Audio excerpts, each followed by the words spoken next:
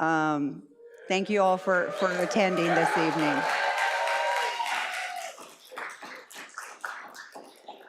For some of you, this may be the first time that you're attending a board meeting, so I just want to reiterate what the rules are when it does come to our public comment. So all public comments are limited to 3 minutes per speaker, but no more than 20 minutes will be allowed per subject, except by majority consent of the board. In-person public comment to address the board in person at the meeting, please pick up a speaker card at the meeting check-in table, complete the card, and turn the card into Board Secretary Michelle Reese at the dais. It looks like I do have some speaker cards, and for closed session items only, I'm going to call up Karen Roberts, Frank Perez, for, just to line up, but Karen can start. Good afternoon, Dr. Munoz, Board President Chico, trustees, and everybody else, guests. So I want to speak a little bit about negotiations. We have been working without a contract since the end of June. We have been in negotiations trying to work out these proposals with the district. And we gave a salary schedule to you. We handed this out. It's been a little while to show where we are in terms of in relationship to Cerritos College and Cypress College and Irvine Valley College. And what I thought was interesting was the last time we were in negotiations with the district, they gave us their own faculty, part-time faculty salary survey. And I thought it was interesting because had they not included Compton College on their survey, we would be sitting at the bottom. But they included Compton College. Now, this is nothing against Compton College, but they're a much smaller college. I think maybe they have like 6,000 students. They also lost their accreditation and had to claw back from their accreditation. So this is not a fair comparison. I think hopefully we can all agree with this. And we understand why it's here. We understand why it's here. But we also know that the full-time faculty has the colleges that you compare yourselves to in their contract. We do not, but we would appreciate being compared to the same colleges as our full-time faculty colleagues. That would be very helpful.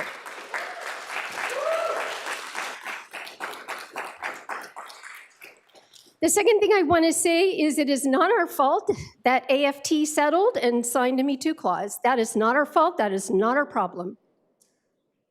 We understand the district wants to lock down their costs for 3 years, asking us to close our contract with no reopeners for 3 years, so that you can deal with inflation with your $70 million reserve budget or whatever it is. But guess what? Inflation affects us too. We have to eat too. And we are the largest employee group on campus, 700 plus part-time faculty. I know I don't need to tell you this. And we all work very hard for our students. We're all really carrying that weight of trying to get our students through, and we care about them very much. Thank you for listening. So Frank Perez, I appreciate the enthusiasm, but this cuts into the 20 minutes. So Frank Perez is next up, and then Sean Dienses is after that. So we're here. Red shirts, let's hear it. I am speaking now for my 3rd year in a row. 3 years. 3 years I've been asking for more pay. My son is home. My wife has cancer. I'm tired of being here. It has been too much. Noel, Lee, you were at my event today. I did this out of the goodness of my heart for this college. I did this because I believe in this institution. I believe in every single one of you. I have sat there with every single one of you and worked my butt off since I've gotten this position. I have built this program, Ethnic Studies. I have worked alongside every single faculty member in this room. It is time to pay us. I don't ask for much. COLA, what everybody else wants. We understand it. It's a hard economic time. We don't want to bully you. We don't want to fight with you. We just want negotiations. We want our fair share. We ask this of you every single time. AFT, CHI, all these folks are out here trying to push for something better. We love this institution so much. I love being Viking strong. Hello. Why? Because you guys make this place a great place. This community is so impactful. I love being here. I commute for 3 different counties just to come to work here. I don't want to go anywhere else. I don't want to stop being a Viking, but I have to question it every single time. Why am I here? Why am I doing this? Why am I commuting 120 miles every single Monday and Wednesday for 6 months out of the year for no pay? Because I can go somewhere else. I know I can. I've done the work. I've done the research. You guys have it. You guys have it within you to pay us more. We believe in you every single day. Please, and I've asked this of you every single time, believe in us. Believe in us by paying us what we ask you for, right? We're not trying to turn the screws on this. We're just trying to be people. We're just trying to live. We're just trying to survive. So with that, I relinquish the remaining amount of my time to anybody else that would like to speak. Thank you. Sean, up.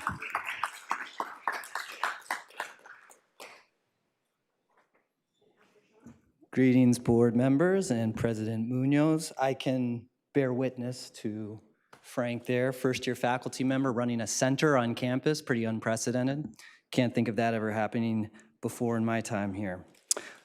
Excuse me. I want to focus my time right now on one of the many issues that has contributed to discontent and demoralization of my colleagues and me.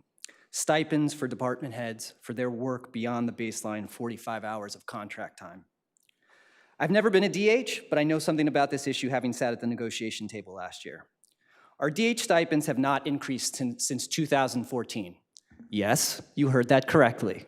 It has been almost a decade since our DH stipends have increased. Currently, a DH with 50% release time receives a stipend of $7,341. Had that stipend kept pace with inflation since 2014, it would currently stand at $9,947. Our counterpart DHs at other institutions fare much better in this regard. The stipend for a 50% release time DH at Glendale College, wait for it, is $10,295. Now, do we have any department heads in the house? May I ask how many of you are doing less work now than you did in 2014? No one? Oh, weird. In other words, accounting for inflation, the district is paying our department heads less for doing more work, especially since the pandemic. Now let's go back to that $7,341 stipend for a DH at 50% release time. If we assume 10 hours of DH work beyond the baseline 45, that stipend breaks down to $22.94 an hour. That's $36 less than the minimum full-time hourly pay per the contract. Now my DHs, how many of you do more than 10 hours of extra work per week? You see what I'm getting at here?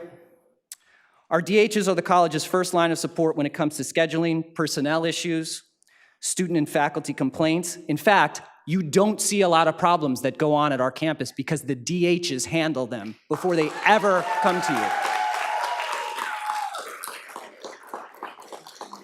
If I were ever asked to serve as a department head, and by the way, that's a big if, because I'm not sure my colleagues would nominate me, all right?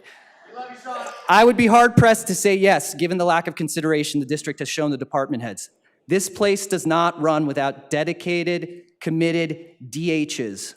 Raise the stipends.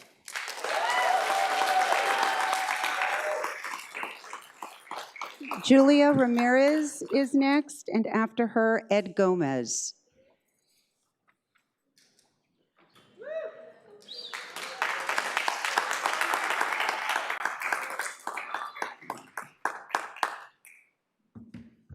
Hi, I'm Julia. I'm a third semester nursing student here. I have to start by saying it was a choice to come to this college, and I enjoy it here a lot. But I'm here first and foremost to stand behind the teaching staff of this college. They work tirelessly to provide a quality education for our students, and they put in countless unpaid hours to prepare, for example, for nursing students just to go to clinicals in the fall semester or spring semester. So with that being said, we need to provide a safe and supportive working environment that benefits the teachers. So this will enable them to make decisions that benefit the students. So we need to provide a higher salary for them that can provide a positive working environment for teachers and students.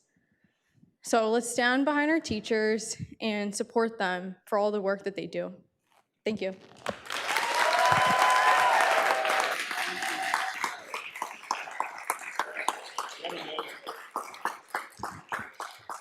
Good evening, board. My name is Ed Gomez. I'm a president of the San Bernardino Community College District Teachers Association. I drove through 2 hours of traffic to come and address you today. This weekend, I was posed with a situation at the Community College Association conference. One of my students now teaches here. And what she told me is happening to her is disgusting and disgraceful in my eyes. I did not spend 26 years of my life teaching young people to go out into the world, to give back to their community, and to be a part of something greater, to watch them be disrespected. And this is not just happening here, it's happening all over. Higher education needs to respond immediately. Our professional teachers are important. Every one of you knows that. You wouldn't be sitting in that chair without them. And without my students being successful, the school and people who have taught other people would not be successful either. So we're asking you to please consider what they're asking and give them. After a pandemic, you would think people would understand what human nature and what human beings need. These people need to keep with their lives and keep up. Please support them. Thank you very much. Next up is Ryan Carroll and Ladera Barbie. Hello? Ryan Carroll.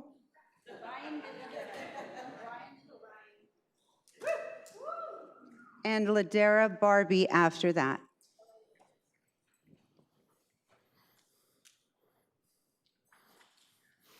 Greeting esteemed members of the board, President Munoz on Zoom, and all the people who can make it. I just want to bring your attention to another issue, similar to how Sean did, of lecture lab parity. Now, before I was born and before some other members of this dais were born, there was a separation between how the state paid out lectures and labs. They used to pay it out less because they thought less work was being done. Since then, in the many 40 or so years since then, the state has paid equal amounts for lecture credits and lab credits. You are getting paid by the state the same amount, but we are not getting paid that money. We are only getting paid 90%. We've had some progress from 75%, which is absolutely atrocious. But in lab classes, I do more for the labs, around the labs, with the labs, than I do with the lectures. You're having more assignments, more prep, all of that.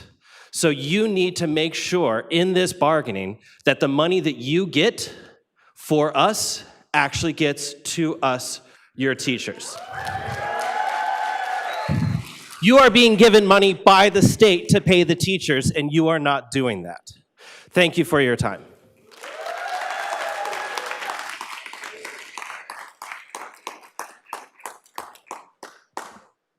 I'm going to wait for the clock to reset.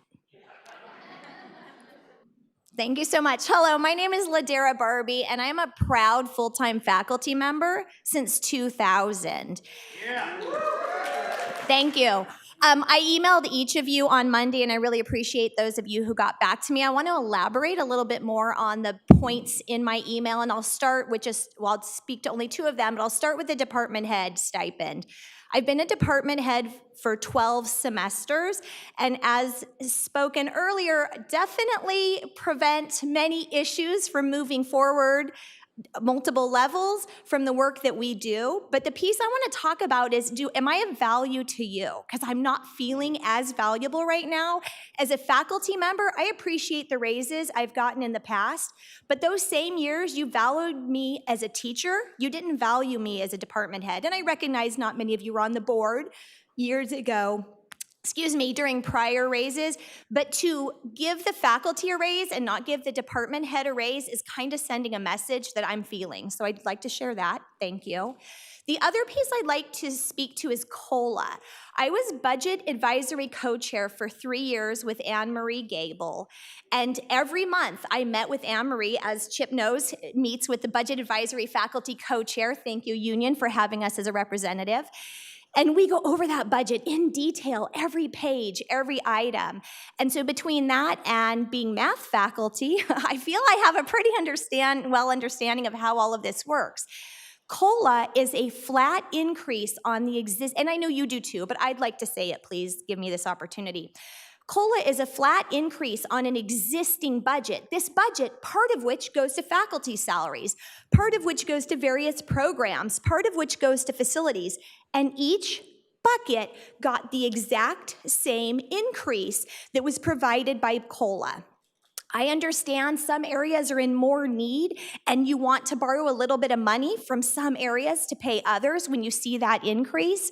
But why are you taking that money from the faculty? If the state of California says, here's more money for the faculty salary, so you don't need to give a raise from any other category, why are you not taking advantage of that opportunity? Thank you very much.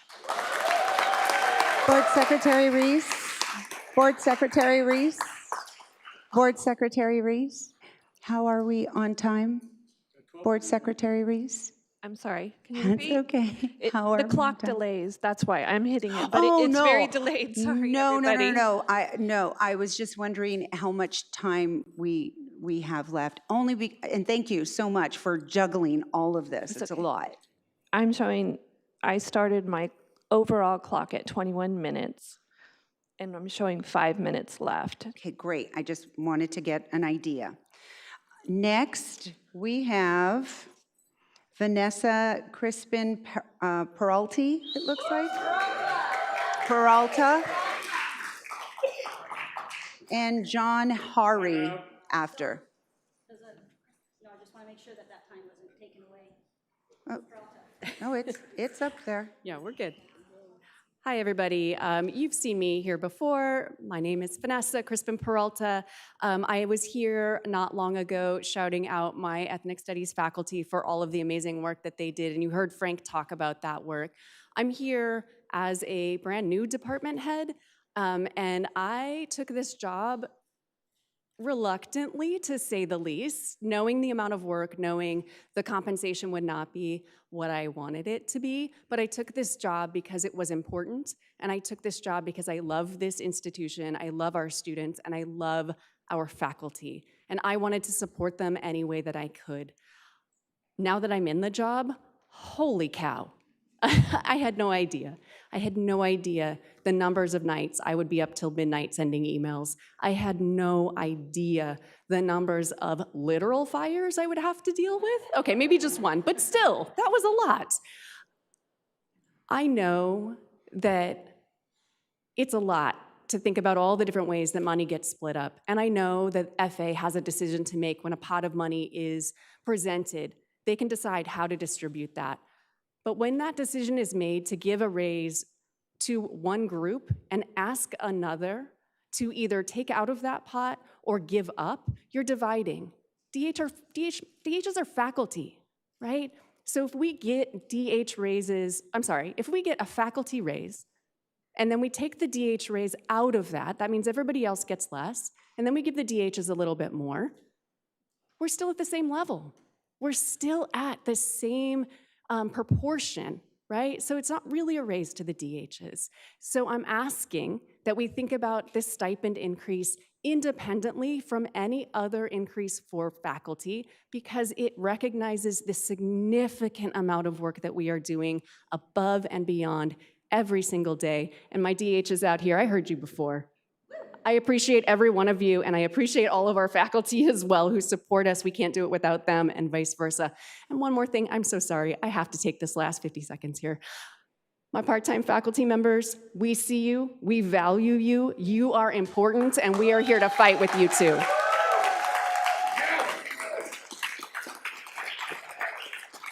John Howry is next. Hi, I'm not John Howry. I'm going to be speaking for him. Esteemed members of the board and President Superintendent Munoz, I'm standing before you today to plead for change. My name is Nicole Evans. I am a teacher in the nursing program here at the college, and more importantly, I'm a nurse. You can see I am surrounded by my colleagues across campus and my fellow nurses as well. We are teachers and nurses because we care about other people. We care about our students and we care about each other. And as you can see, our students do care about us as well. We give and we give and we care so deeply. We don't know anything less than to just care. We don't just lecture and call it a day. We become family with our students. We are passionate for their education and for their futures, but it's time that we are taken care of as well. This is not about optics. This is genuine family and genuine looking out for each other. And that's what we do. We invest in our students. And now we're asking you to do the same. Invest in us. As our current leaders, you have the power to take the first step in closing the gap between faculty and admin. Show us you care, have our backs, and we'll have your backs too. We've been working outside the contract for decades. We do this because we choose our students, and if we did not work out of the contract, there would be no nursing program, there would be no clinical. Our leadership tells us they stand behind us. It's time you stand behind us too. The answer is 197 schedule, not an 80-hour stipend, 197. It is not reflective of what we actually do. We are at the mercy of our clinical sites, as many of you guys know, and we cannot lose not even one site. But we're also not willing to continuously put ourselves and our families second anymore. Please put nursing on 197. We're asking to give department head stipend raises that do not come out of the salary bucket. It's just moving money. We want a livable wage. A livable wage is not greedy. We're asking for lab parity, and we're also asking for something that's important to CTE faculty, equity in pay for vocational salaries. Fix the contract language to allow doctoral pay for vocational placement salaries. We're an institution of learning and higher education. We're one of the only colleges that don't allow doctoral pay for CTE placement. It doesn't make sense, you guys. It's the principle behind it. How can we encourage our students to keep going back to school when our own college doesn't recognize it? I come from a family of union workers. My whole family are longshoremen. They just fought their way through a contract, as many unions across the nation are as well. All these unions are fighting for a change. Be the change, you guys. We want to belong too. It's time to put faculty and students first. Investing in us is investing in our students. It's not a slogan, it's the truth. Thank you for your time. Thank you so much. We are now going to go into closed session, but we'll return at 5:30. At 5:30, we can continue more comments on open and closed agenda items. But for right now, we are going to take item 1.4, 1.5, 1.6, and recess into closed session 1.7 at 4:57.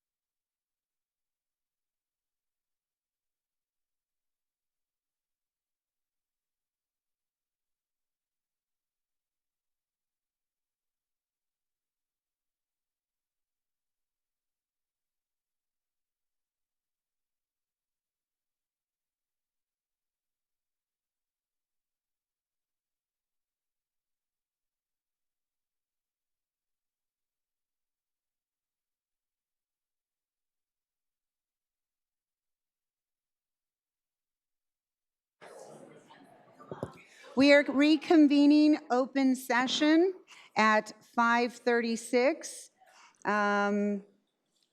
We are going to move to item 2.2, but before we do that, I want to introduce and welcome our newly elected student trustee, Emma Manetta.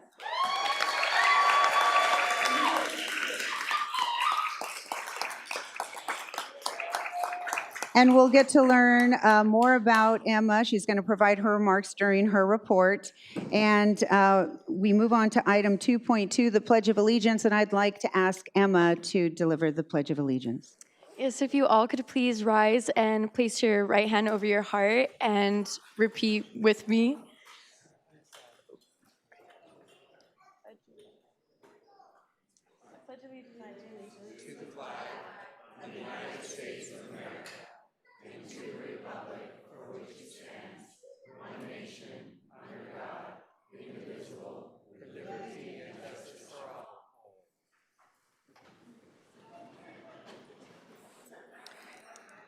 Thank you, Emma. We look forward to hearing your report.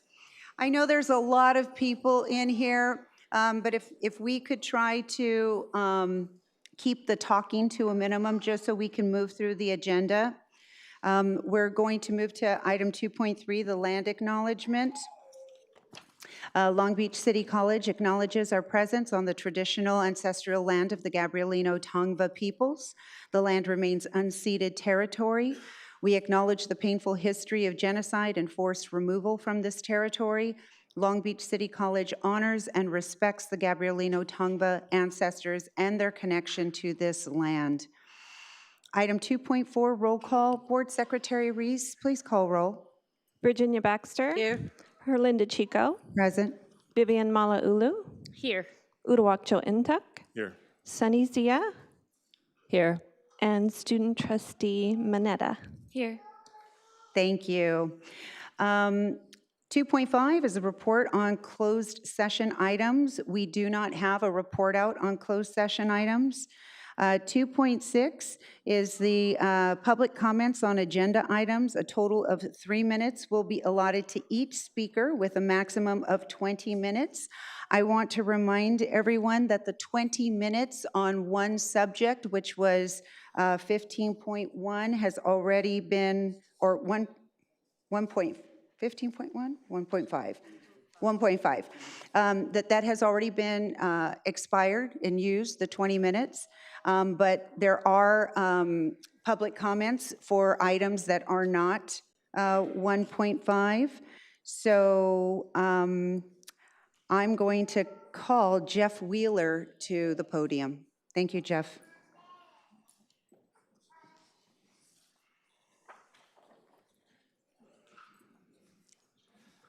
Good evening. My name is Jeff Wheeler. I'm a member of the English department. I'm here tonight and a few other of my colleagues from the English department are here, just to acknowledge the retirement of one of our colleagues. Rodney Rodriguez was a member of the English department for 15 years, and he retired very suddenly at the beginning of this semester. And we just wanted to say a word or two about Rodney's contribution to the English department and to Long Beach City College.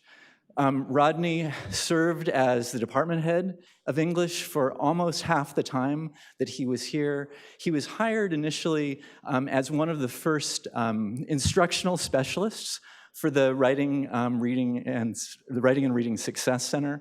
And when he was hired, I don't know, anyone who's been around here for a while will remember Don Burrs, who was the Vice President of Academic Affairs, the interim Vice President of Academic Affairs for life, I think. He was interim for a long, long time. And so Don had a particular vision for what this Success Center would be. And when we hired Rodney, one of the things Don loved to do is to show a picture of a building that was named for him with his own name on it. And I thought it's a really nice sort of ironic contrast to the kind of person Rodney was and to the contributions that Rodney has made to the school, because sort of among other things, the Success Center that we have has Rodney's fingerprints all over it. The P building, this wonderful historic building that has been restored so lovingly. Rodney was the sort of leader who guided us through that restoration. The new building and the new Success Center that we have in M very much has the imprint of Rodney and Rodney's work. The 5-week English classes that we teach during the winter intersession, Rodney helped make that happen. As we transitioned from 18 weeks to 16 weeks, so Rodney was a spearhead in making that happen. Rodney has helped to make the transition sort of with our English classes as we have dealt with the consequences of things like AB 705.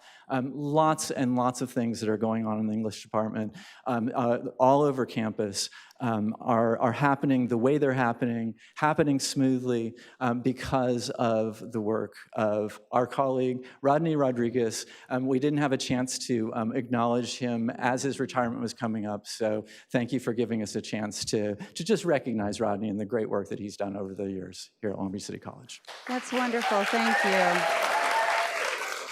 Next is Margaret Shannon. Good evening. I'm Dr. Margaret Shannon of the Tireless English Department. Recently, we've suffered a great loss of Dr. Rodney Rodriguez, our tireless department chair who served at the highest levels of competency and compassion. We did not lose him to COVID or other forms of death, and yet when the college's notice of his retirement circulated by email to us, his name and years of service read like a tombstone of sorts, with his dates of service bracketing his legacy to time served. And so we're here to speak briefly about what his time served means to many of us. Rodney possessed one of the kindest listening ears. In fact, it may have been his deep listening that cut short his time here as he departed before his projected retirement. He listened so well, served so well, that he may have been hurt in his service to us all. First hired in the Writing Center when I was the coordinator there, Rodney was quickly recognized as a team player, moving from part-time to full-time, first in the Writing Center where he became coordinator before becoming our department chair in more rounds of high service. As chair, Rodney was at the helm for historic changes that contributed greatly to our college's high distinctions, including our college's recertification with the Seal of Excelencia, a title bestowed upon only a few nationwide institutions for truly serving Latinx students. As President Munoz so aptly describes this distinction, it means our college recognizes that the Latinx community is not just present on our campuses, but they are seen and valued here. We count Dr. Rodney Rodriguez among those seen and highly valued here. Sadly, he also serves as a reminder that our own perceived value fades quickly here in the trenches of deep service. I've seen other members retire or die while in deep service. Two of my former office mates, Julie Simpson and Shannon Running Bear, passed while still working and seem long forgotten since their more memorable memorials. After all, our great work continues, so there's so little time for the fructifying power of the backward glance. Those funerals taught me that the show must go on. As the unforgettable retired Professor Frank Gaspar once wisely told me at the copy machine when I was stressed, 42 and pregnant, if you died today, they would have you so easily replaced tomorrow, he said. Those words by the copy machine resonate most at the memorials of colleagues who seem forgotten more easily in the days where duplicating excellence is expected at higher rates. But we remember Rodney as both a leader and a servant of the highest order. Good leaders are always great servants, but perhaps we should not expect them to be so tireless or so willing to be forgotten. As the show goes on, we look back and prize Rodney's daily gifts, which still exceed what he got in return. Thank you for your time and your service. Thank you. Next, we have Velvet Pearson. I'm trying to go a little slow, Michelle, give you a little bit of time. Is Velvet? Yes. Sorry. Hi, Dr. Velvet Pearson from the English Department. I too am here to celebrate and to express gratitude to my recently retired colleague, Dr. Rodney Rodriguez, and to remind you, the board and administrators and President Munoz, that words and actions matter to us, to everyone. That you present this retirement announcement in the board agenda as a biographical summary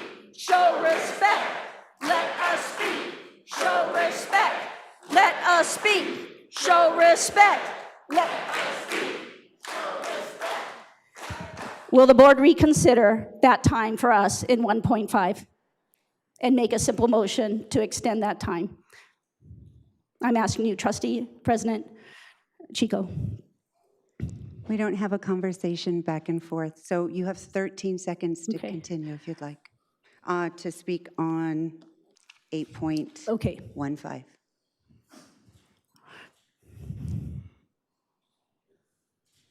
Thank you. No motion from the floor. All right, good night. So we will now, that was the last comment, so we will now move on to item 2.7, and approval of the minutes of September 13th, 2023, regular Board of Trustees meeting.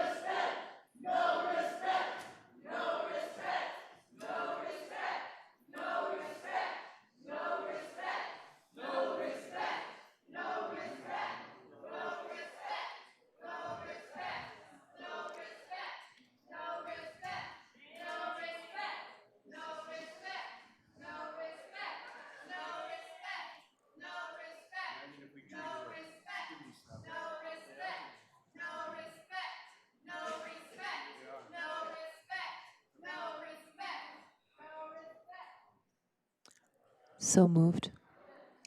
Is there a second? Second. Thank you. All in favor, say aye.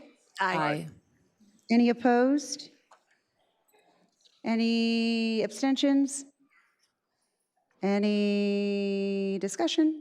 Seeing none, it passes. When we get a chance, can we close the doors? Hi, Gilbert. We close the doors. Thank you. Item 2.8, reordering of the agenda, only for requests to move agenda item to different time on the agenda. Are there any requests to move? Yes, President Chico, I'd like to move item 15.1, so if the faculty want to be heard, they can be heard earlier before the resolutions, or perhaps item 4. Before our presentations. Is there a second?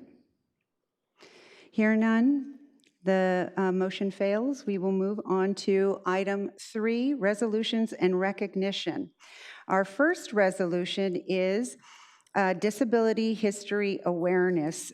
We're going to recommend that the Board of Trustees adopt resolution number 101823A, recognizing Disability History and Awareness Month as submitted. We have 2 groups.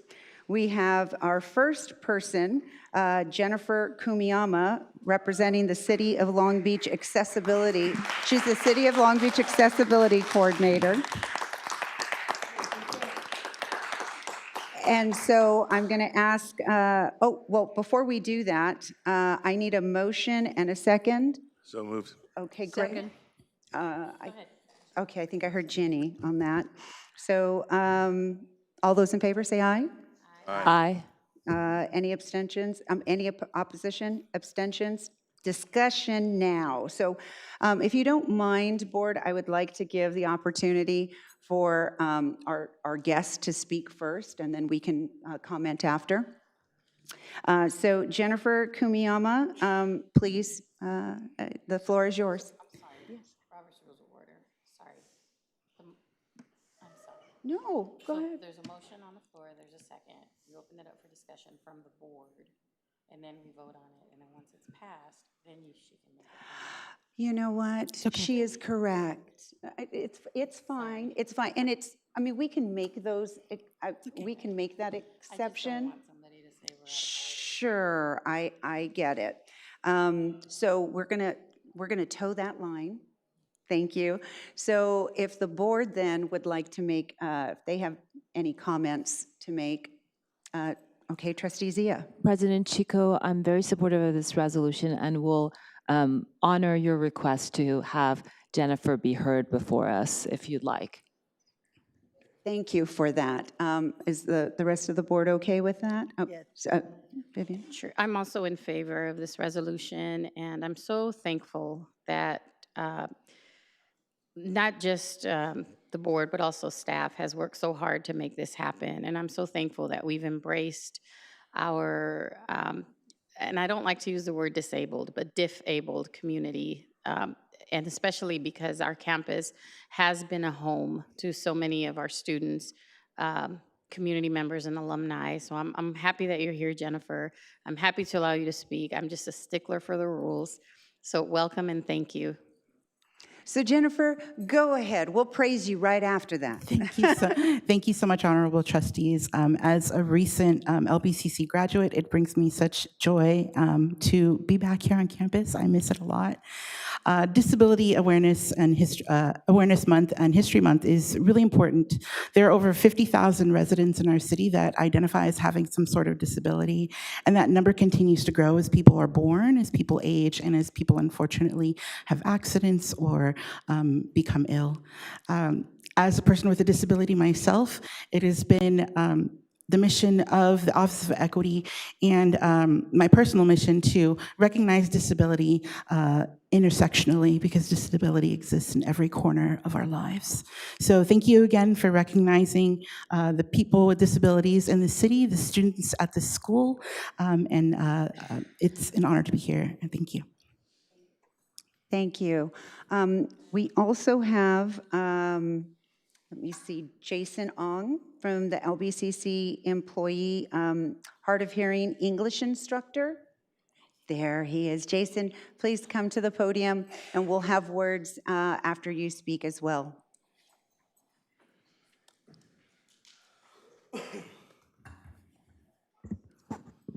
Good evening. Good evening. I'm Jason Ong from the English department. I am the chair of the Employees with Disability Group.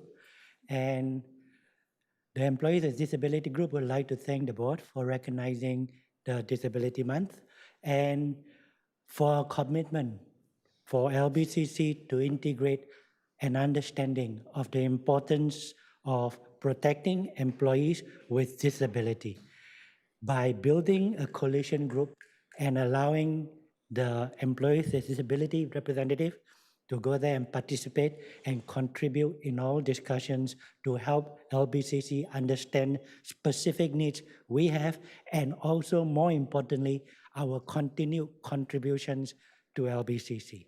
An important part of my role as a faculty is, while I'm interested in helping other employees understand that having disability does not disqualify us.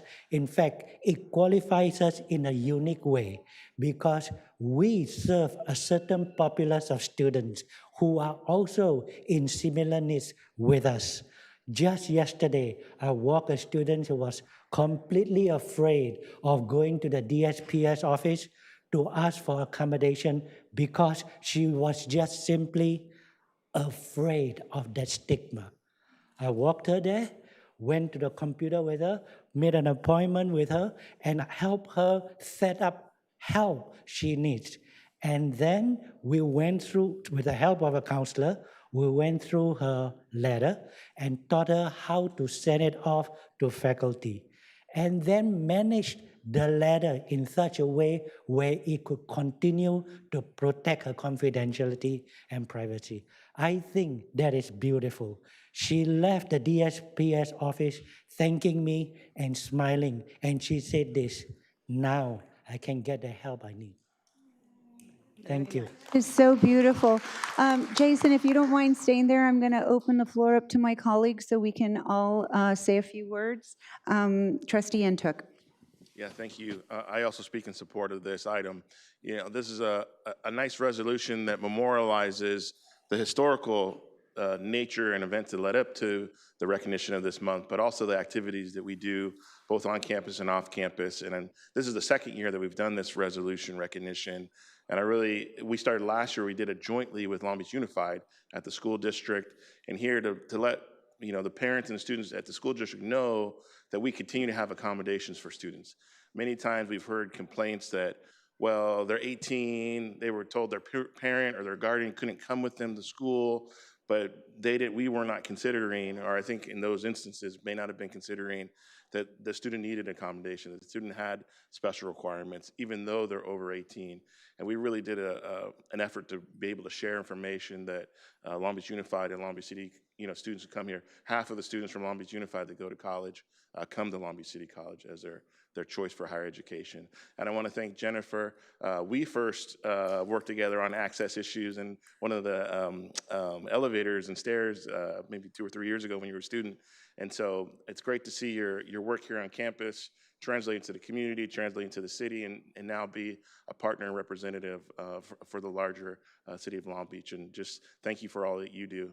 And also wanted to say thank you for Jason for sharing that story, because we need to know and hear what happens and some of the challenges that can be as simple as overcoming a fear to access information, because we work, I think, very difficultly to make sure that we can provide as much resources as possible. So I'm excited to support this tonight. I know we have 2 signed resolutions, and hopefully we can hang one in the employee resource group area so the folks know that the board is in support. Thank you, Trustee Ntuk. Dr. Baxter? Yes, I want to congratulate Jennifer, a longtime friend, and what great work you're doing. And Jason, I've known you at least 20 years. I had no idea what a wonderful service you're giving to the college, and we really appreciate that. And I can understand how someone would be hesitant in asking for help. If they didn't have people like you to help them, they would probably just go through their academic career, with kind of a little cloud over their head. So thank you very much. Disability awareness is so important because as I get older, I understand the value of having, curb sidewalks and things like that. And if it weren't for the push from the disabled community for these things that make it law, that we have to have these things, I mean, that benefits everybody regardless. And so thank you for being on the vanguard of this, and we appreciate you. Thank you. Any other comments? Trustee Zia? I think it's been so definitely said. I'm just really proud to see us really take it to the next level. When we first started, Dr. Baxter and I, we were really fighting for our students facing disability. A lot of it was just really an ocean of suffering that they, unfortunately, we had to endure and see, and we were able to come a long way. And I'm very proud of our administration. Thanks to leaders like you, Jennifer, and our great faculty for their insight. And I think we should put more resources for direct support for our students and faculty serving in this area and beyond. Thank you. Any other comments? I will then wrap it up. And I'll say, this is why representation matters.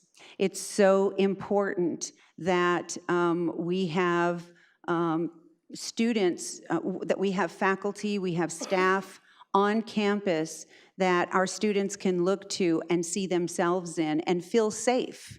That's why it's so important that representation matters. And then also taking into consideration not just the visible disabilities, but the invisible disabilities that sometimes we don't always take into consideration. So I'm happy that Long Beach City College puts that at the forefront. Thank you, Jason, for the work that you're doing with the students. It's obviously having an impact. You're helping our students succeed. You're keeping them here because who knows what that student would have done if they would not have gotten the help that they needed to. They may have just walked away, right? So thank you for that. I have to take a point of personal privilege just because Jennifer Kumiyama is one of my closest friends, and I'm so incredibly proud of her and all of her accomplishments. It's great to see that the city of Long Beach has someone as the ADA coordinator. actually have a disability who understands. I remember when we were at City Hall and she started working at City Hall, and we thought that we had a lot of accessibility, and we did not. There were a lot of things that Jennifer taught us at City Hall. And so her presence has been important. And just a side note, she's incredibly talented. She was the first person in a wheelchair to perform in a Disney production at Disneyland. She was in Aladdin for 10 years. She's an amazing singer. And I know she can't really talk a whole lot about this because of the contract negotiations with AFTRA, but I can, and I want to say that I'm going to go see and buy tickets and take my family to see the new Disney movie Wish, because our Jennifer Kumiyama is one of the voices in Wish.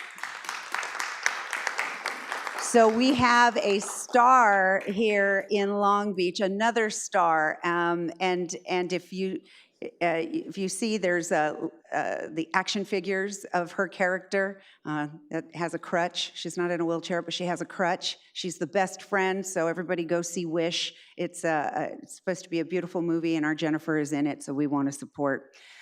With that, we're going to take a vote, and all those in favor, or we already, we did already take a vote. We voted already. We did, sorry.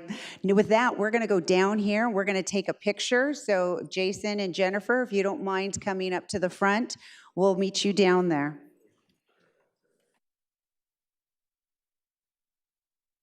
Jennifer, one more thing. I got my beautiful gift of us at graduation and me giving you your diploma. So wonderful. Thank you so much. I treasure this.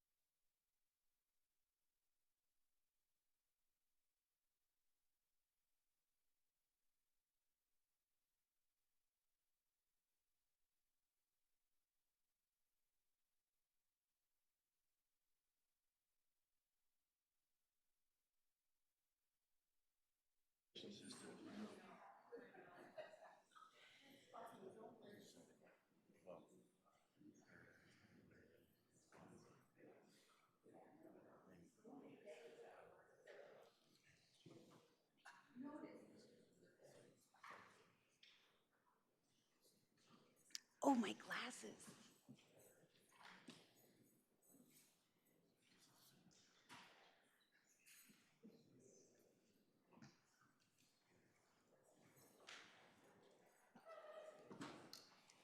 I apologize.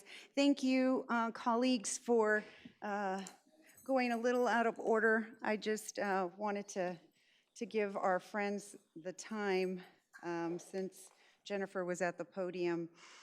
We're moving on to item 3.2, resolution celebrating Filipino American History Month. The recommendation is that the Board of Trustees adopt a resolution number 101823B recognizing Filipino American History Month as submitted. Is there a motion? Second. Great. All those in favor? Oh, discussion. I don't know what is going on with me today. Discussion? Any discussion? I just want to say I also am in support of this, and I'm happy that we had the event earlier today, and look forward to continue to recognize the Filipino American community. It's the largest Asian American group or demographic in Long Beach, and we always talk about disaggregating data and seeing how subgroups are, and this is an important one of the reasons why you do that, to have these be able to look and support each group. So thank you for everybody who's here tonight. Vice President Malauulu. So I'm also very much in favor of this resolution, and I was able to address the group yesterday at the opening ceremony of Filipino American History Month. It was a great celebration. I unintentionally teared up a little bit when I shared my own personal story and connection with the Filipino community.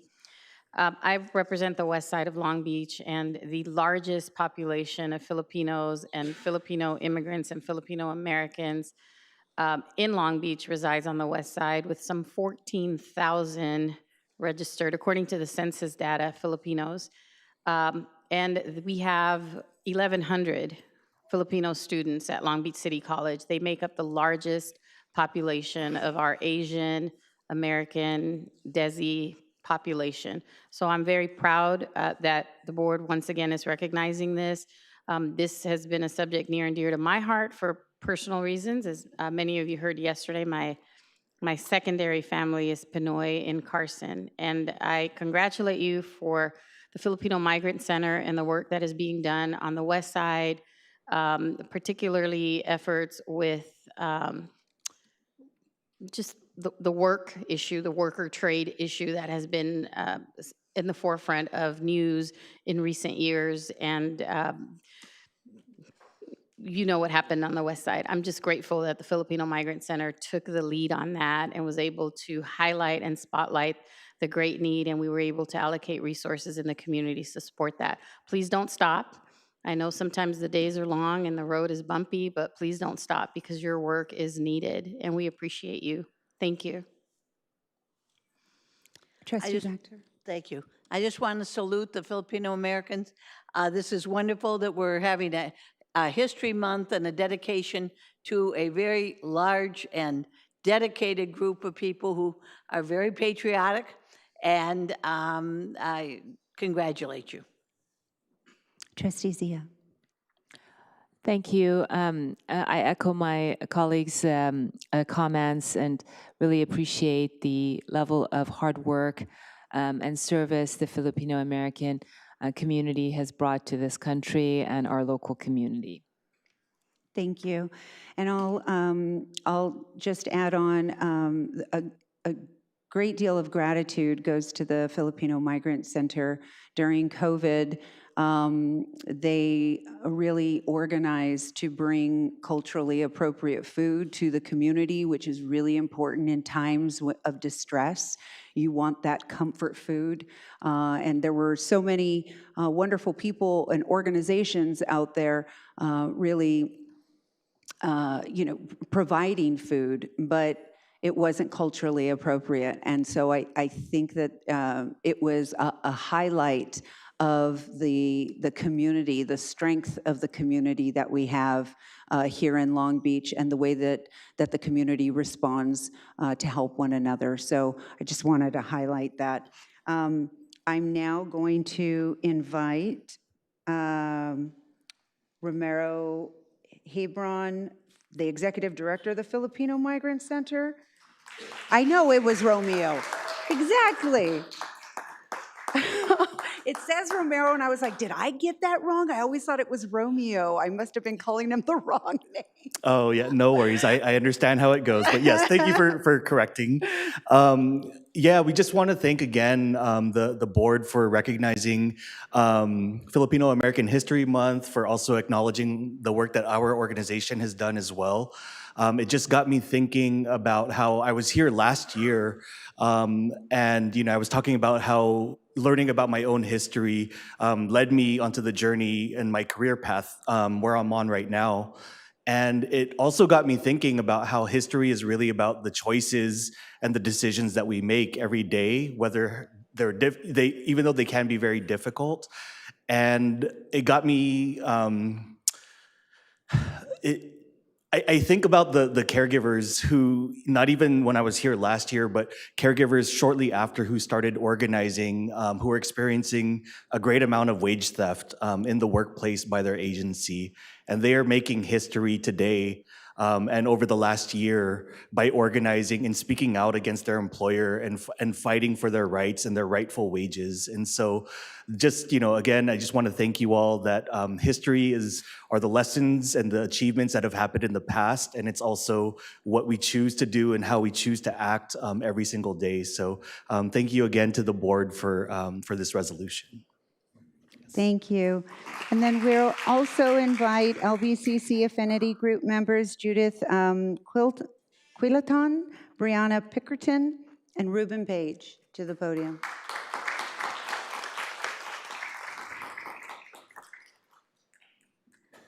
Madam President, while they're walking up, I just want to once again congratulate them on this outstanding job they did at yesterday's event. It was just fantastic. Very well done.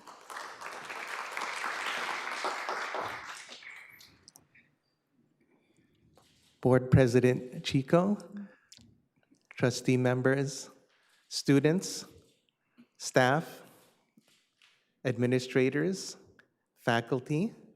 I am representing my co-tri chairs, Judith Quillaton and Brianna Pinkerton, in thanking you for the recognition for Filipino American Heritage Month. It's more than, because I printed it out, it's more than what's just written on paper. It's action. And part of that action, it's not just a day, it's a whole month. And it's not a whole month, it's throughout the year in terms of what we as a Filipino community feel in terms of the support from this campus. And an example was just, for example, yesterday, I feel a lot closer to Trustee Malauli. She's like a cousin to me now. Cousins with everybody, I think. And that event yesterday fed 250 students, faculty, and staff yesterday, 250. From one of our local establishments, Jemay Bakery. Also, there's a whole host of other things that are being supported this month. Everything from not just the kickoff, we have a Halo Halo ice cream mixer on the 26th. So those of you who are not lactose intolerant, which is actually funny because that's most Filipinos, but we're still gonna go. Are welcome to attend. Also, we have a great speaker coming up from one of our new faculty, Dr. Steph Lira, who's going to be presenting on Filipino struggles and unities, colonial legacies, and anti-imperialist resistance on October 24th, if you're free. That is also on Zoom.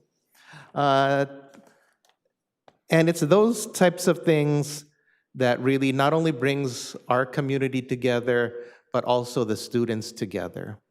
Yesterday, we had a performing group from the Philippines, which I have never actually seen. They represented the southern part of the Philippines, which is actually a Muslim sector of the Philippines. And one of our Muslim students came up to me after we read their description and said, at first, we didn't know there were Muslims in the Philippines. And that just shows how diverse you are. And thank you for inviting those performers on our campus. It really meant something to them. It's also, this type of recognition also allows us to expand our contacts. So this year we made contact with the Filipino American History Month group from the city of Long Beach. We're going to be collaborating with them even earlier next year, starting in June. So maybe get some VIPs here to collaborate on our event. And I mentioned all of these activities to a colleague at another community college. I won't name that community college, but they were just astounded by all of these things that I just read off. And I said, this is just Filipino American Heritage Month. Like, I haven't even talked to you about Native Americans, LGBTQIA, our disability awareness, but I haven't even talked about those. And that's the reaction I get from other folks off campus when I talk about all these things going on our campus. And I said this yesterday, this is an example. One student asked me, why are we having these History Month events? And I said, because awareness equals change. And the change is really addressing injustice and inequity, which you will have to carry on after you graduate. And getting that degree from us, persisting, gets you that social capital and power to enact that change. So on behalf of my tri-chairs, the Filipino faculty and staff and students on campus, and our larger cousins within the APID community, we thank you for this recognition. Ruben, that was beautiful. And, you know, I do want to just add, I know we've already made our comments, but I do want to add that, you know, oftentimes, you know, we celebrate Cesar Chavez for the farm workers movement, and we forget about Dolores Huerta, so we're always trying to promote her. But then sometimes we forget about Larry Italago. And he was right there at the forefront of the farm workers movement with Dolores and Cesar. And so the Filipino migrant worker movement was just as strong, and we appreciate that solidarity. So I just wanted to acknowledge that history as well. Join us down at the bottom so that we can take a photo. And Romeo and anybody else who wants to join us. Thanks. Thank you.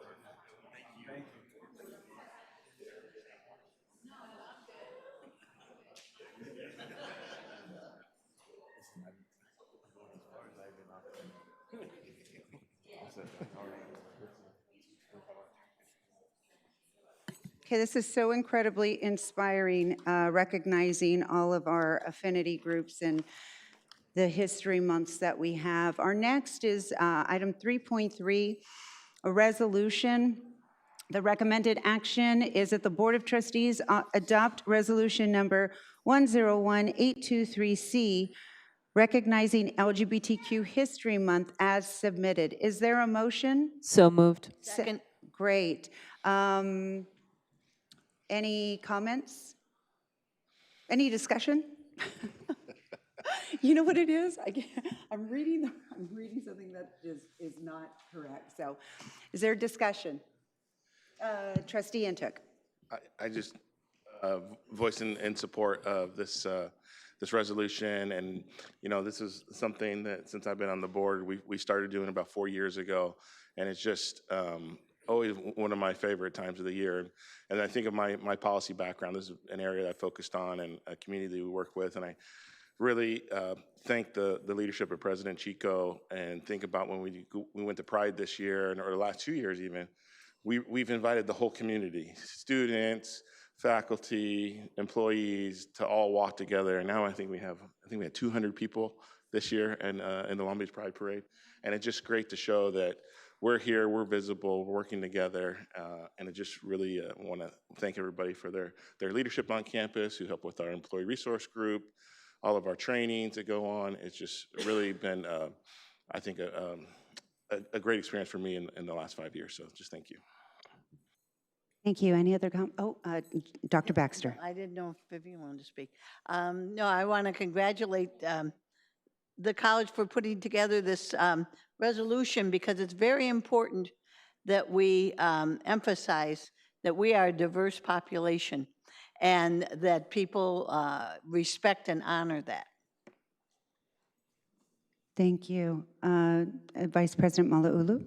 Yes, to echo my colleagues' sentiments, I also support this resolution, and I'm really proud of Trustee Chico. From the moment she was elected to this board, she's been a stalwart fighter for the LGBTQ community, and we're really fortunate that we have such a strong showing and support within our extended Long Beach community for this campus and our students. So thank you for that.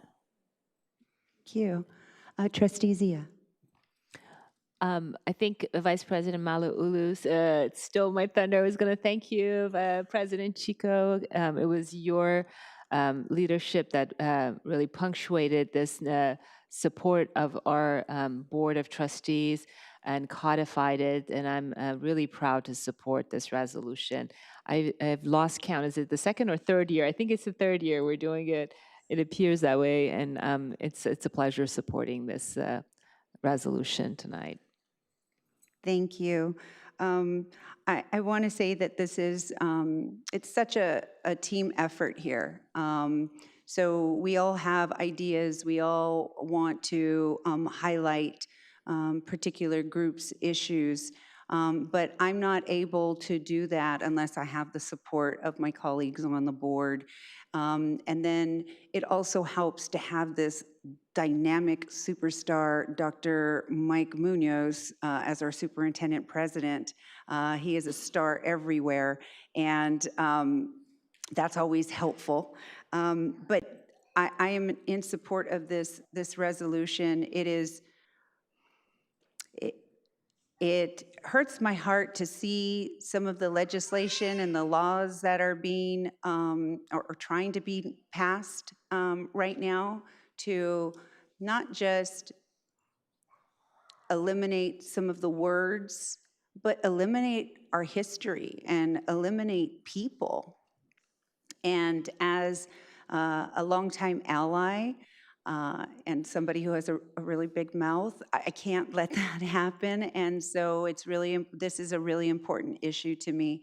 And so I know that I speak on behalf of my colleagues on the board to say that we stand in solidarity with our LGBTQ plus IA community here and throughout the world, because there's a lot of work that still needs to be done in terms of equality. We haven't even gotten to equity yet, right? We can just, we have a lot of work to do. So I'd like to now, we haven't taken a vote. All those in favor, say aye. Aye. Any opposition, abstentions, discussions? Motion passes. I'd like to now invite Ellie Perez, who's incredible. She is the interim director of the LGBTQ plus Center here in Long Beach and has been an amazing community member. So happy to give you the floor.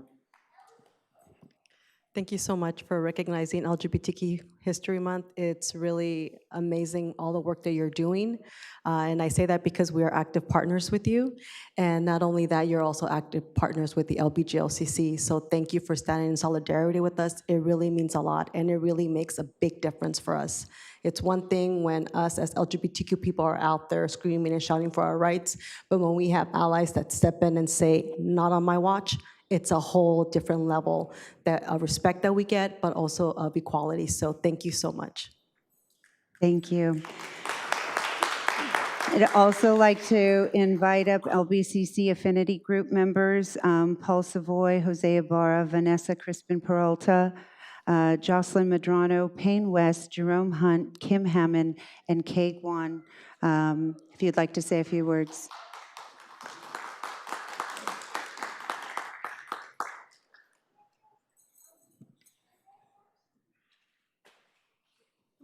Hi. Thank you, Board President Chico and fellow board members. The LGBT community has experienced lots of sadness and loss and pain, right? Especially now with anti-trans legislation happening across the country. But our community also experiences a lot of joy, right? And so last week we celebrated National Coming Out Day with our lavender pinning ceremony. It was beautiful. There were 37 students who signed up, and every student there was so appreciative that our institution provided that space for them and just felt so authentically themselves, and it was just the most beautiful event I've ever attended here. Sorry, I had other things to say. But yeah, just thank you for recognizing our community and seeing us. Oh, we have almost 100 Safe Zone trained staff and faculty. I just want to mention that, which is really amazing. So yeah.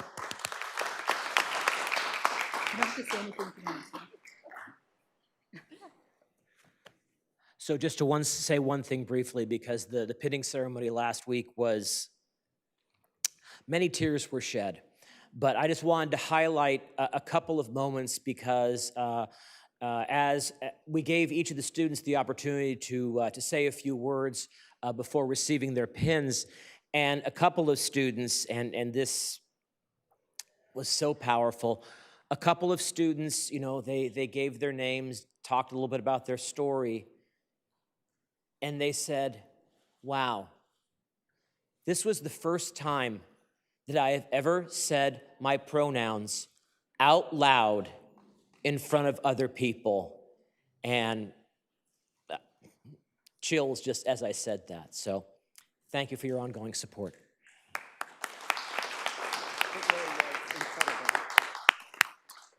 I would just like to say thank you to everyone for the support for the Pride Scholars community. I will be teaching next semester as we welcome our first cohort into their second semester. I spoke to them yesterday and they are amazing. I'm so excited for them, and I'm just really grateful for all the support for that new learning community. Thank you. Thank you. Before we head down to a picture, I'd like to ask Dr. Munoz if he would like to say a few words. Thank you.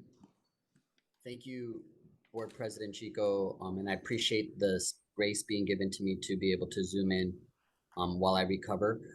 I just want to say that we are very grateful for the board's support to be able to support our LGBTQ plus community at Long Beach City College. We have an amazing employee resource group that works really hard to put on a whole slate of programming and services for our students. And so I'm just deeply grateful to be able to work at a college where I can be an out president and that I know that there is the core support to be able to really support and uplift our entire community. So just thank you. And, you know, but when I open every meeting, I always give my pronouns. And today I had so many things going on. I think I was on a different, it's something that I excluded today, and I'm surprised I did. But I need to say that my pronouns are she and her. Let's take a picture.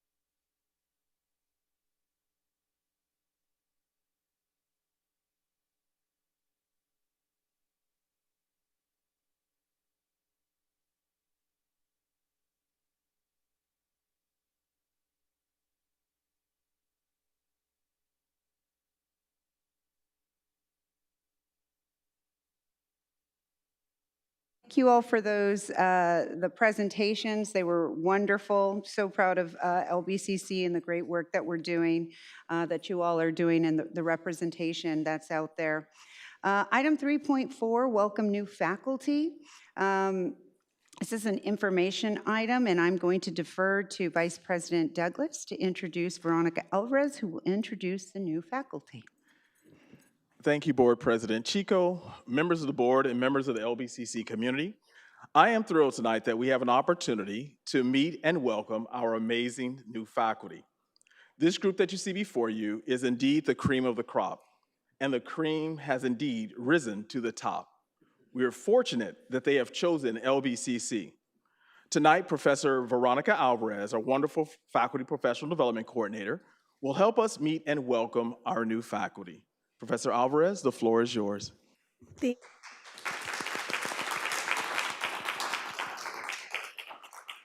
Thank you so much, VP Douglas. I'm so excited. This is an amazing group.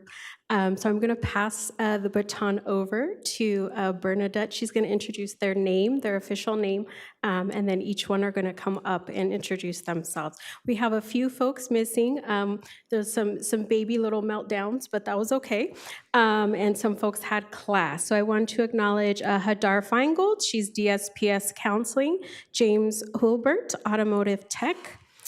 Cynthia Orozco, Library, Sumana Pasala, Microbiology, and Gina Shin, Vocational Nursing, and Luis Sean from Counseling. And he wants you to know that he was a judge on MasterChef, Season 8, Episode 4.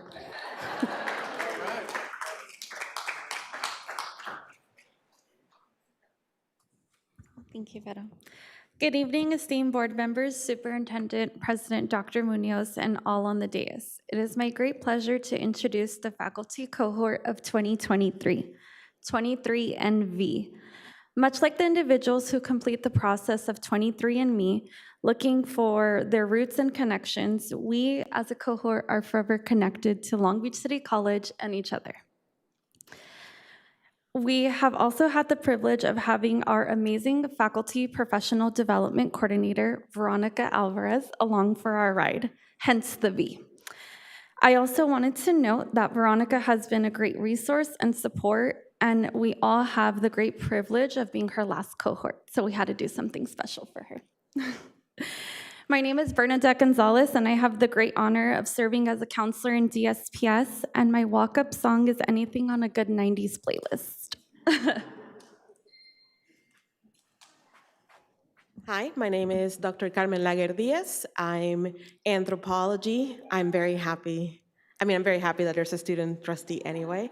So, and I will say, well, as fate would have it, my favorite color is actually red, and I'm usually wearing my red Converse, and hi.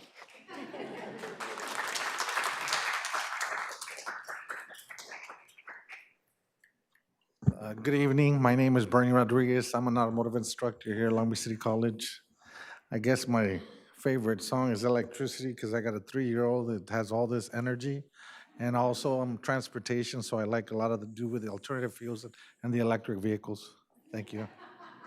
Come on.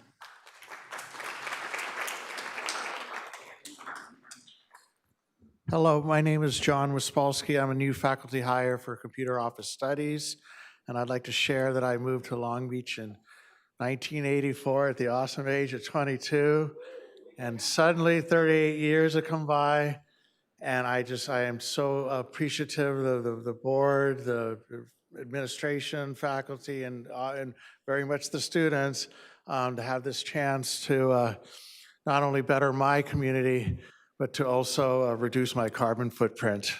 Thank you.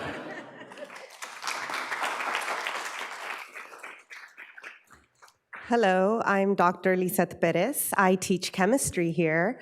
I was actually, I'm an LBCC alum. I was a student here, an undocumented student. A fun fact about me is that I used to hate chemistry. I used to ditch that class in high school, and now I'm teaching it, so.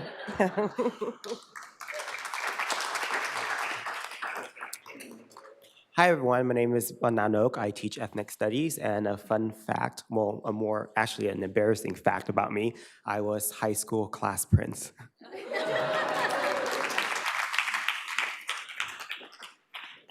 Hello everyone, my name is Dr. Edward Shen. I'm with the psychology department.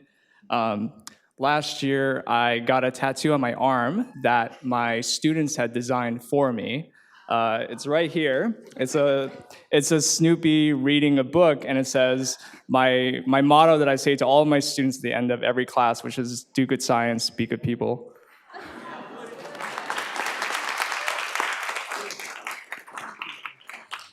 Hello, everyone. I'm Dr. Steph Lira. It's been a great semester so far in ethnic studies, and I think my walk-up song would be my favorite karaoke song, which is Rage Against the Machine, Killing in the Name of.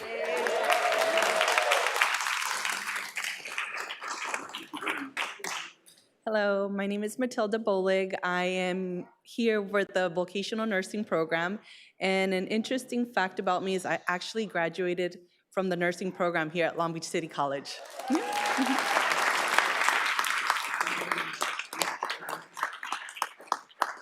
Good evening. My name is Dr. Vlasta Lyles. I teach biology. An interesting fact about me is that I'm originally educated in Czech Republic as a nurse. Then when I came to United States, I received my PhD in neuroscience. And now at LBCC, I get to teach anatomy to students who are themselves aspiring to nurses. So I feel like I came back to my roots. Thank you for the opportunity. Hello all, I go by Victor Cash. I'm in engineering, and my walk-up song, I guess if I was gonna choose, would be Nirvana, Smells Like Teen Spirit. And fun fact or interesting fact about me is I started a global humanitarian project about a decade ago that goes to Africa. Although I'm not involved in it anymore, it's still going on a yearly basis, so. Wow. Got a lot of Gen Xers with the with Nirvana and stuff. Okay. Dr. Lee Douglas, do we have anything else? No? No, we're good? Oh, okay. I'm sorry, what did you say? Oh, okay. Vice President Malauulu. I would just like to welcome these 23 outstanding individuals to our LBCC family. I look forward to getting to know you all better, and I look forward to working with you. I hope you enjoy teaching at LBCC as much as I did when I was in the classroom. Welcome. Dr. Baxter. Good evening. Welcome to Long Beach City College. I remember when I got hired and had my full-time contract, I was so excited, and I'm still excited to be here, and it's been a long time. And I know you'll enjoy, this is a wonderful institution, fantastic students. I see them every day in the community, and they're all like 50 years old, but they still love Long Beach City College, and so it's been, I know you'll feel the same way.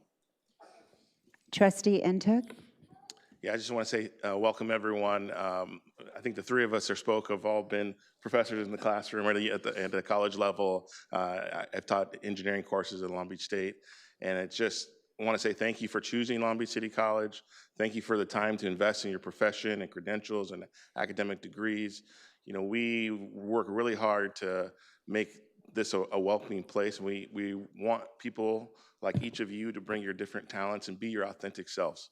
And I know you will be, and it's encourage you to get involved and participate in all the activities, take a leadership role, join the union, make sure that you take in everything that Long Beach City College has to offer. And I just want to say thank you for being here, and I look forward to seeing hopefully all of you at the tenure ceremony in a few years when you get to that point. So thank you all. Trustee Zia. Welcome. I am so inspired every year. This is my almost 10 years in welcoming new faculty, and it's such a pleasure. I was on the board as one of the only faculty-friendly board members, and I'm proud to stand with the faculty to this day and make sure that you're supported beyond pretty words and good wishes, and I continue to advocate for that. You deserve respect, and you will have my respect, and I'm certain my colleagues. Thank you for choosing Long Beach City College.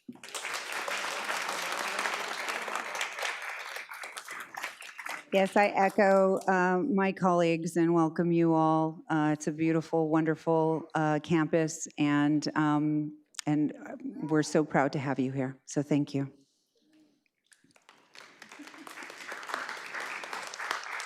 We're now, we're going to take photos.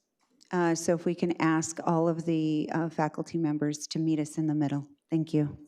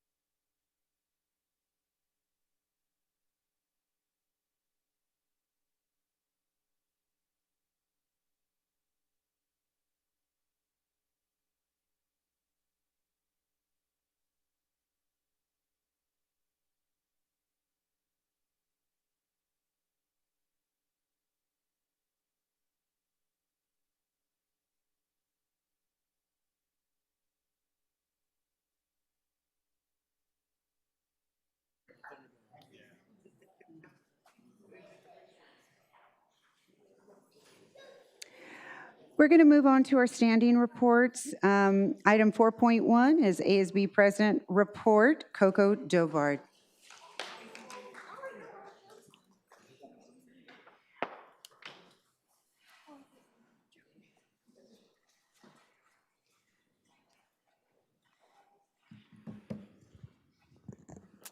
Good evening, board members. Firstly, I want to say that it was so nice to see a couple of you, not all of you, but a few of you at homecoming the other day. That was so exciting. We had a great turnout. We had about 500 attendees. It was amazing. We also had food, games, free shirts. Yeah, and around that. So we have 12 clubs who did participate to provide those games and activities. As for chartered clubs, we have around 45 currently.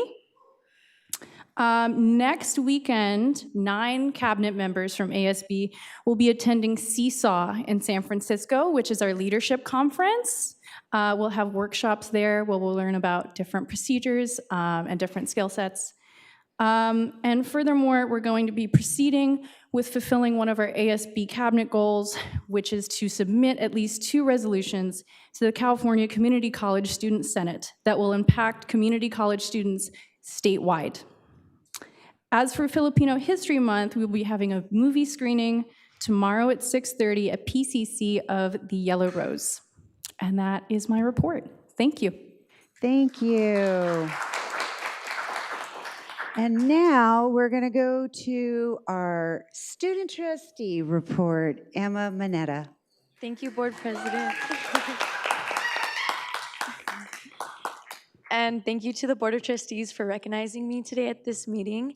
My name is Emma, and I'm the newly elected student trustee. I'm in my 2nd year at Long Beach City College and studying anthropology. In my first semester here at Long Beach City College, I actually undertook original research on the Indigenous experience in higher education, and then I presented that research at the Honors Transfer Council of California Honors Research Conference, representing Long Beach City College, and received the Exemplary Achievement Award. And then I also went on to present on the epidemic that is missing and murdered Indigenous peoples here at LBCC. And it was a great honor for me to be able to present on that, not just being at that time co-chair of the Native American Indigenous Collaborative, but as a 3rd-generation survivor of violence against Native peoples. And so also want to recognize the matriarchs in my community for breathing that life into our history and into me as well. And I get a little emotional about it, but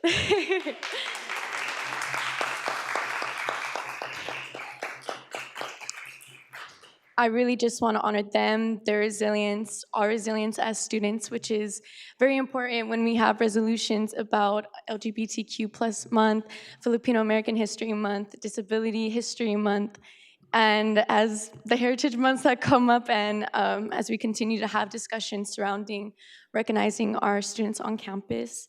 Also wanted to share 2 of my campaign promises. My first one was to expand mandated training for educators on campus.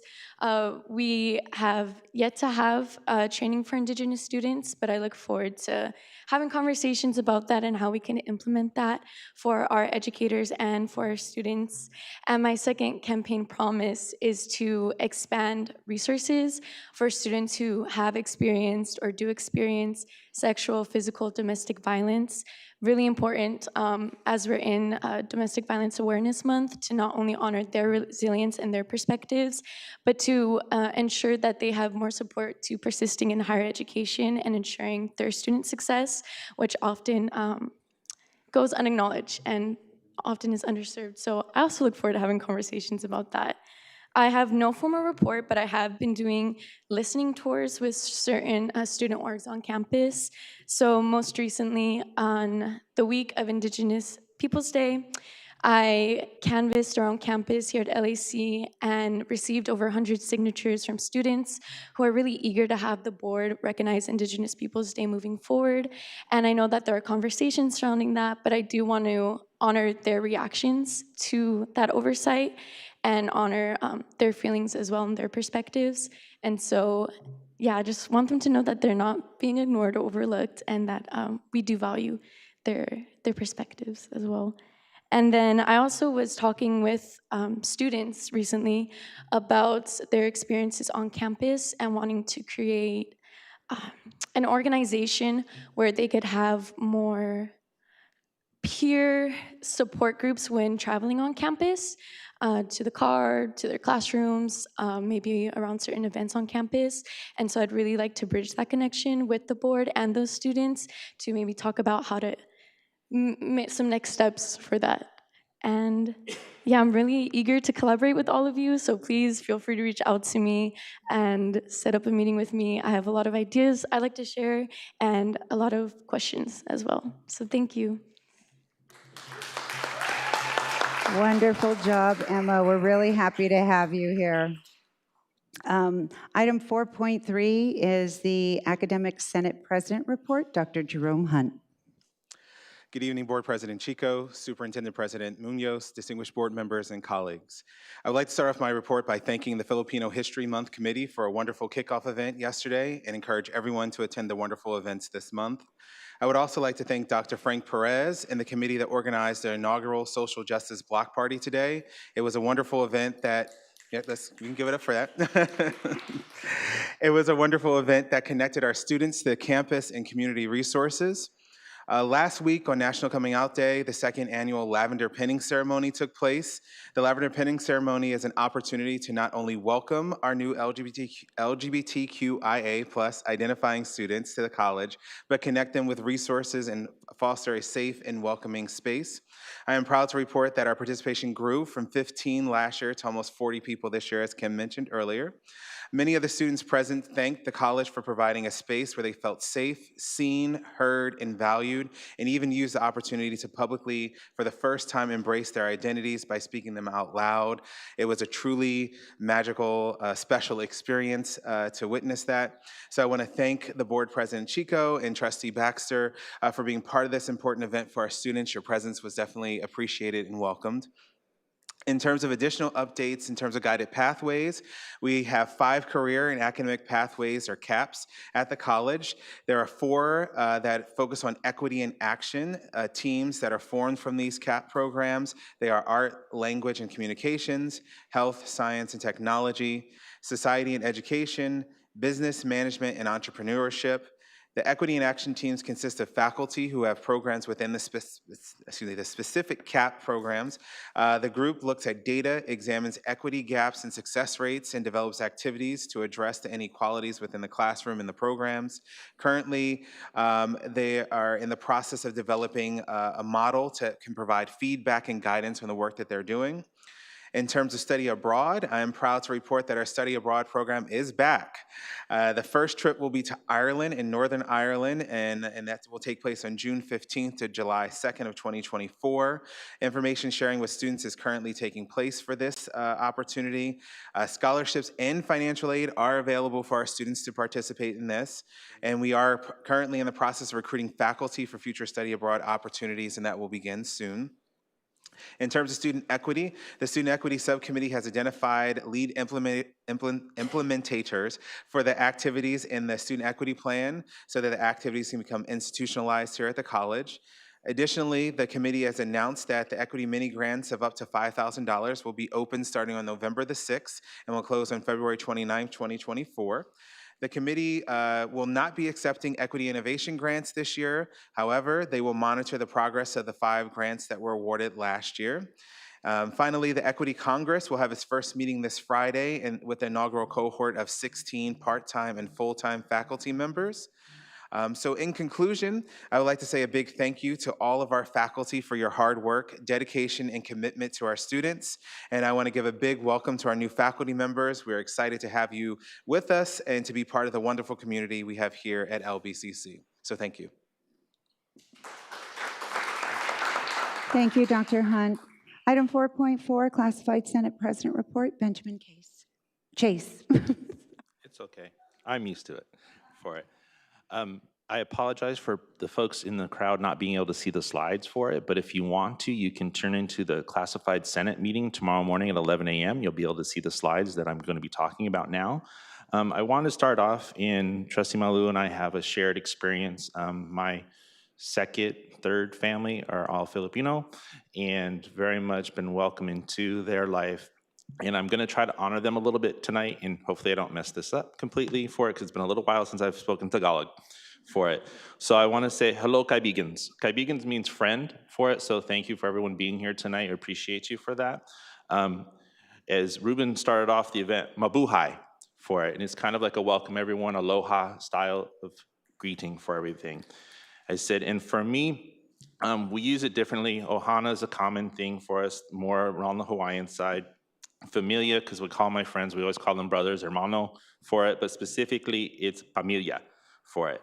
I said, in a word that I learned a long time ago, in mahal kita, meaning I love you for it, and so I just want to share the love for my friends and family and coworkers of Filipino descent for that tonight.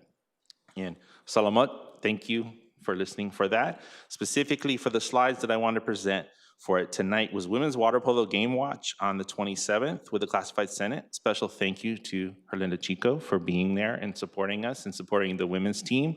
Unfortunately, the men were not able to play because Chafee had a concussion protocol, so they weren't able to show up for their match. And just so you know, the team felt our presence because they scored 19 goals. They won 19-2. It's the most they've scored all season, and they were very appreciative of having folks there to cheer them on. So we're hopeful to try to do this again in the future as well for it. The next thing for homecoming, I want to say a special thank you to Kim, who's here tonight. I said that Jerome as well for his role in making sure everyone had a good time and taking photos and being present for it. Kim Kiraz for it. Ashley Rippian from athletics. Jonathan Tejada for it. You'll see some photos. If anyone started following us, we have more of a presence now in Instagram, and mainly it's just showing you the times that we've come together, events that we're participating in, and making sure everybody feels welcome for all of that for it. And again, I'll go back to Filipino American History Month. I want to thank Judy, who was here tonight, Ruben and Brianna for coordinating for that, Jonathan Tejada, Grace Galvez, Gina Montufar, who are all part of the Classified Senate and of Filipino descent for it. So I want to thank them for doing that for us. A big shout out for our upcoming big event that everyone should know about coming on Tuesday, October 31st. It is our Halloween event. I'm asking for anyone that wants to be a judge. So we're having separate contests for the students and for the employees. And so employees includes management. Board of Trustees can participate in this if they would like to. For classified staff and faculty. So is group or individual, many departments have already themed up and they're ready to show off their spirit. And so I would like to have some additional judges because I do not want to be the only one judging for the employees contest for that because most of my participants or colleagues are participating. Another thing I want to shout out to, Dia de los Muertos, that'll be on Thursday, November 2nd, starting at 5:30. Dr. Becerra, I'm correct, right? Yes, for it. If you want, you can sign up to do an ofrenda, which is an altar for it. Come for the procession as well, and we look forward to seeing you there. I'm going to do two things, because I still have time. This is the first time I've ever had the time clock in front of me, so I'm like, I actually know where I'm at for it. Special thank you for Bosses Day for it. And we all have different bosses, and so I'm specifically going to speak to my direct supervisor, Susana Duran. So the message I sent to her, I said, you listen, you're easy to talk to, laugh with. You do more than just work. You make a difference. And I told her, thank you for being you and always supporting us, because she's always had our back from the time that she was a specialist on up to being an advisor to now being the enrollment services financial aid supervisor for it. So I wanted to publicly say thank you to her and for making it possible for me to serve on all of the committees that I am now part of as the Classified Senate President. And in my last 30 seconds, one of the things I want to call out is it's Breast Cancer Awareness Month. And so part of the slides that you received from me is said to support, love, and fight on. It's a critical thing that's impacted all of us at some point in time in our life. And in my family, there's quite a history and heritage of that. And I have a family friend right now that she's still fighting through it. She's doing well, but I just want to call attention to the Hubbard family and that my prayers are with them this time. Thank you. Thank you, Ben. Next, we have LBCCFA Bargaining President Report, Suzanne Engelhardt. Good evening. Tonight, I have two departments that we're going to highlight. We have Shelley Barnes from Learning and Academic Resource, and then after Shelley will be Tricia and Candace from Reading and Teacher Prep. Hello, everybody. Thank you for having me here tonight. I just wanted to introduce our department. We are Learning and Academic Resources. If you're not familiar with our department, we are sort of a hybrid department. We have student services as well as programs and courses. On the services side, I guess I would say that we're very intentional in how we work with our students. We have tutoring, we have the multidisciplinary success centers, and then we have the academic computing centers. So we're working at both campuses, seeing a very diverse population of students on a daily basis, serving literally thousands, tens of thousands in an academic year. And again, very intentional in how we work with them. I think one of the things that's very telling is a student survey that went out in February of '22, and that report showed that 91% of the students that we served said that they felt that they mattered, and so that's very important to us.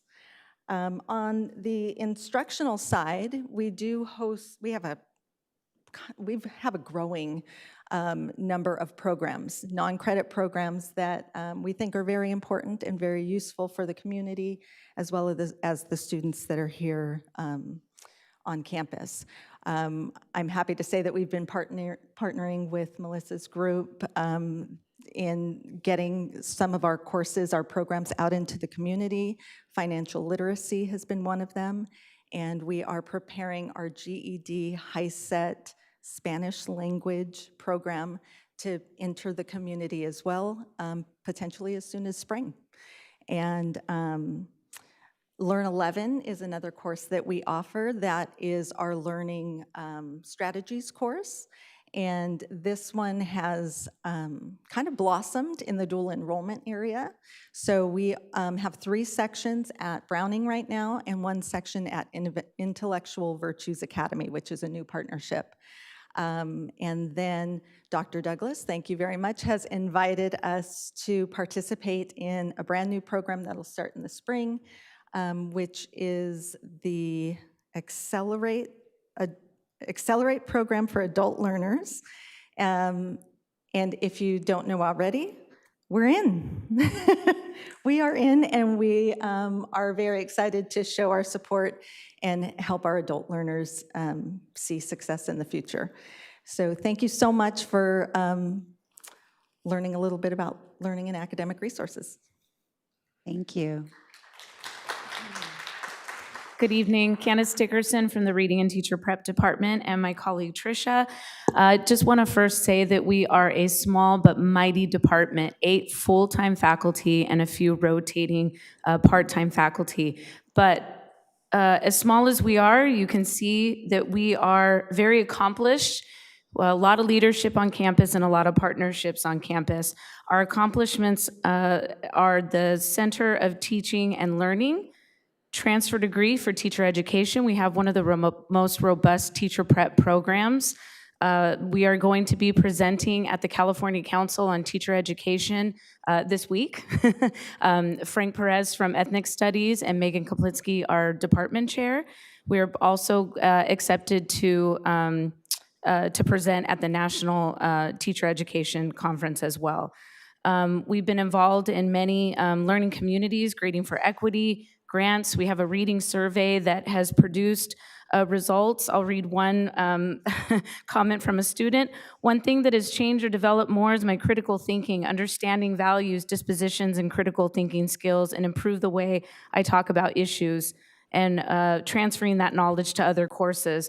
Our leadership includes Academic Senate Secretary, Faculty Diversity Internship Program, and Faculty Umberperson, Student Equity Coordinator, Faculty-Led Center for Teaching and Learning, Course Evaluation Subcommittee Chair, Routine Reviewer.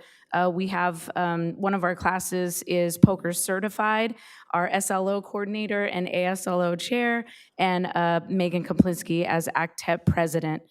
which is part of teacher education. Our partnerships include Biology Boot Camp, Ethnic Studies in Education, our Ethnic Studies Summit, our partnership with LBUSD and CSU LB. There was a lot more too. Thank you. Thank you. We're now moving on to item 4.6, AFT Bargaining President Report, Robert Rometta. I didn't see him here today, so we will move on to item 4.7, CHI Bargaining President Report, Crystal Huckabee. Good evening, members of the board. Tonight I come to urge you to support the initial proposal made by our part-time faculty. We are over 700 individuals. We are only paid to teach. We are not compensated for office hours, grading, or any non-instructional hours. We do not have healthcare benefits, even though the state is providing funds for said healthcare benefits. It will cost the district nothing to implement them.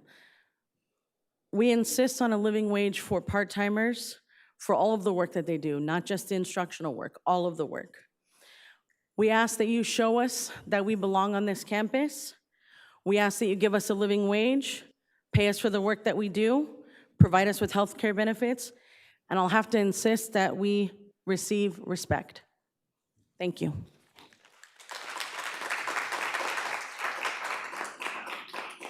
Item 5.1 is the Superintendent President Report, Dr. Mike Munoz.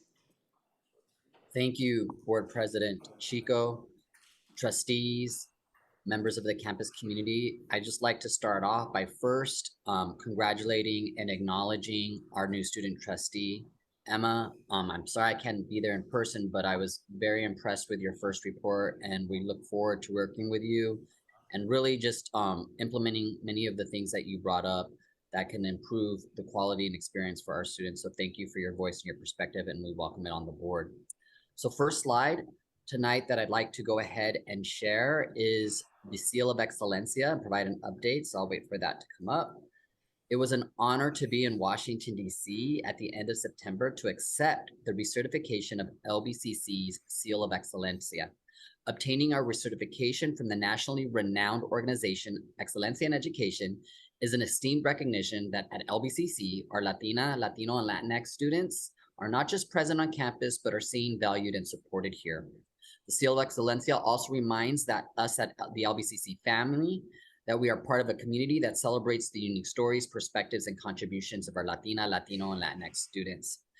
It was wonderful to have our students and colleagues cheering from the Social Justice Intercultural Center at our Liberal Arts campus when the ceremony cut to LBCC during the live feed.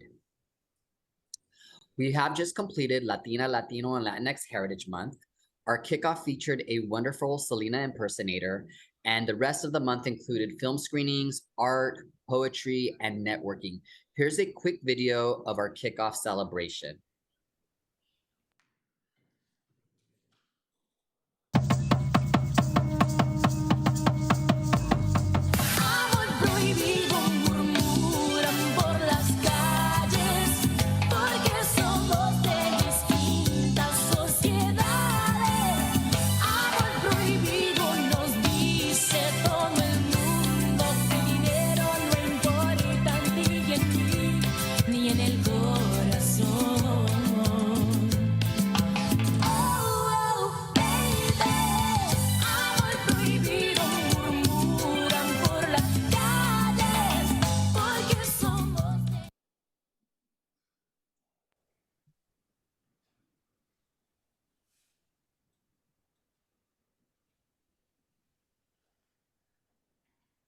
I apologize. I can't see if the videos, I'm not getting audio on this end. So has the video concluded or is it still continuing? Nope, you're on to Filipino American History Month now. Awesome, thank you. And I do apologize. There's a lag in the transitions from what I can see in Zoom.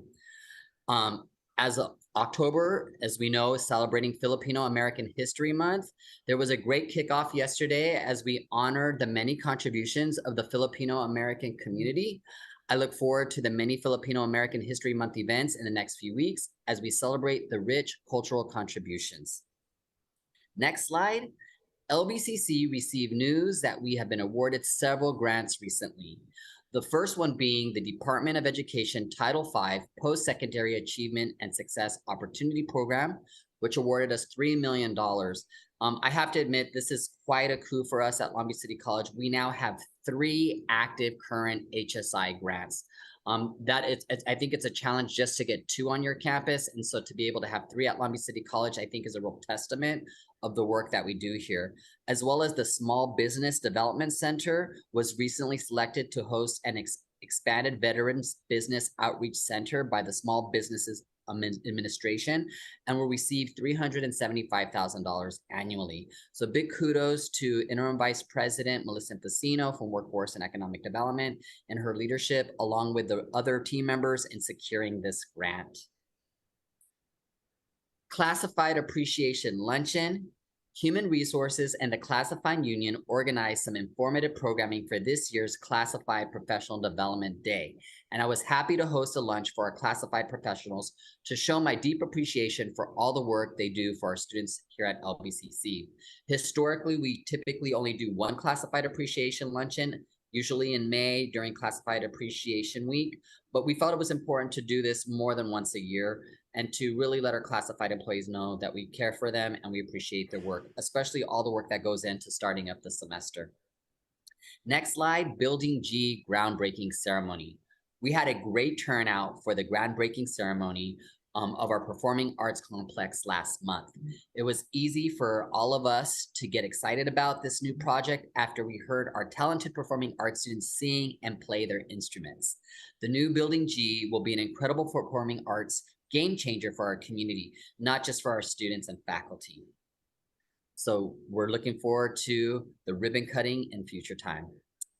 Homecoming. So let's talk about homecoming. Homecoming was another success with students and employees out to cheer our football team.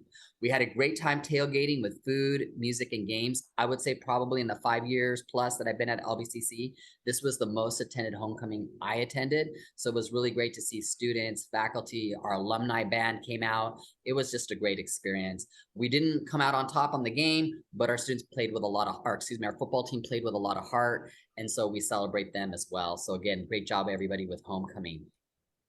Let's talk a little bit about Ascend by Aspen Institute, which is supports for our student parents. LBCC was selected to partner with Ascend at the Aspen Institute's Post-Secondary Leadership Circle Activation Fund, which assists student parents. Nearly 25% of our student body have dependents in their care, and 1/4 of those students are single parents. This fund provides financial support and expert technical assistance to them. LBCC will also receive $75,000 will also receive $75,000 to execute activities to support the program. Thank you to Dr. Corral and his team for working on securing this important partnership. So, Assembly of Higher Education Committee hearing. LBCC was invited by Assembly member Mike Fong, who is the chair of the Assembly Higher Education Committee, to speak at an oversight hearing this past Monday. The hearing explored enrollment growth trends and opportunities in the California community colleges, and I was honored to participate and speak on some of the exciting things that are happening at LBCC, like our after-school program with the Boys and Girls Club, expanded dual enrollment, and our efforts in baccalaureate programming in cybersecurity. Next, Halloween. Halloween has always been fun at LBCC, and this year will be no exception. Our entire campus community is invited to our Halloween party and costume contest, on Wednesday, October 31st, between 11:30 a.m. and 1:30 p.m. in the E-Quad of LAC. We'll be having free food for our students and employees catered by our new food vendor, Genuine Foods. We'll also have a DJ, photo booth, games, and costume contests for everyone to enjoy. One other event that I want to invite everyone to attend is the second annual Dia de los Muertos parade. LBCC will be walking in this parade again on Saturday, November 4th. Please check your email or in the loop for the RSVP link. We would love to see you out there in the parade route with us. And lastly, I was honored to receive the Excellence in Education Award from Centro Cha at their annual Nuestra Imagen event. Thank you to the members of the LBCC family who spent their Friday night with me, especially the Board of Trustees. It was wonderful to receive this recognition along with other honorees who contribute so much back to our community. So again, thank you for that recognition. And then lastly, as we prepare to observe Native American Heritage Month in November, and in light of Indigenous Peoples Days that took place earlier this month, I want to leave you with this quote from First Native American to serve as Secretary of the Interior, Deb Helland, of the Laguna Pueblo tribe. We only have one Earth. Let's take care of it. I look forward to seeing you all at our upcoming events. Thank you, and this concludes my report. Thank you, Dr. Munoz. We're moving on to item 6.1, LBCC Construction Update Design Build Process. This presentation is an update on the design build process presentation by Robert Raposa, Director of Business Support Services, and Hakeem Chambers, Project Director, Bond Management Team.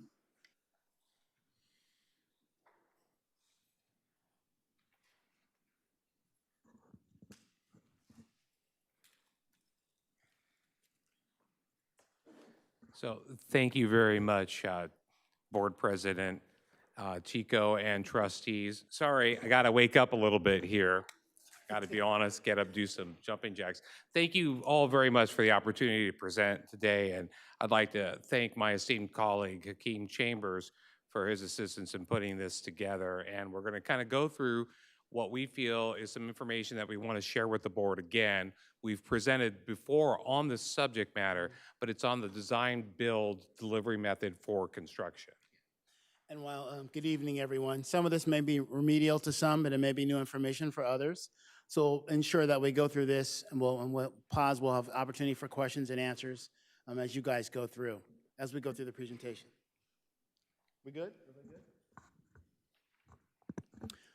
So we wanted to the agenda is basically, we want to go over the objectives for the design build versus design bid build, and provide you guys with an opportunity to really see what some of the advantages and disadvantages are to these delivery processes, as well as the process overview. So our objectives, ultimately we want cost reduction. We're looking to expedite the completion of a project. Expedite the completion of a project, as well as establish project requirements for the implementation for the design build team. So this process basically means we're going through this process. We have our design professionals that create basically a program. That program is designed to the point to where it's put on the street for design build entities. If it were a design bid build, it would be a complete design, then you bid the project. If it's design build, the entity partners together after they have their program requirements, and they work together to provide a guaranteed maximum price. And they work together through the process as we have more control over the system. So this is something we want to kind of give you guys kind of a brief overview of what this is. Hakeem, can you speak into the microphone? It's Sorry. hard to hear you. I got a new microphone. Hello, can you guys hear me okay? All right, great, thank you. Can you hear me? Excellent.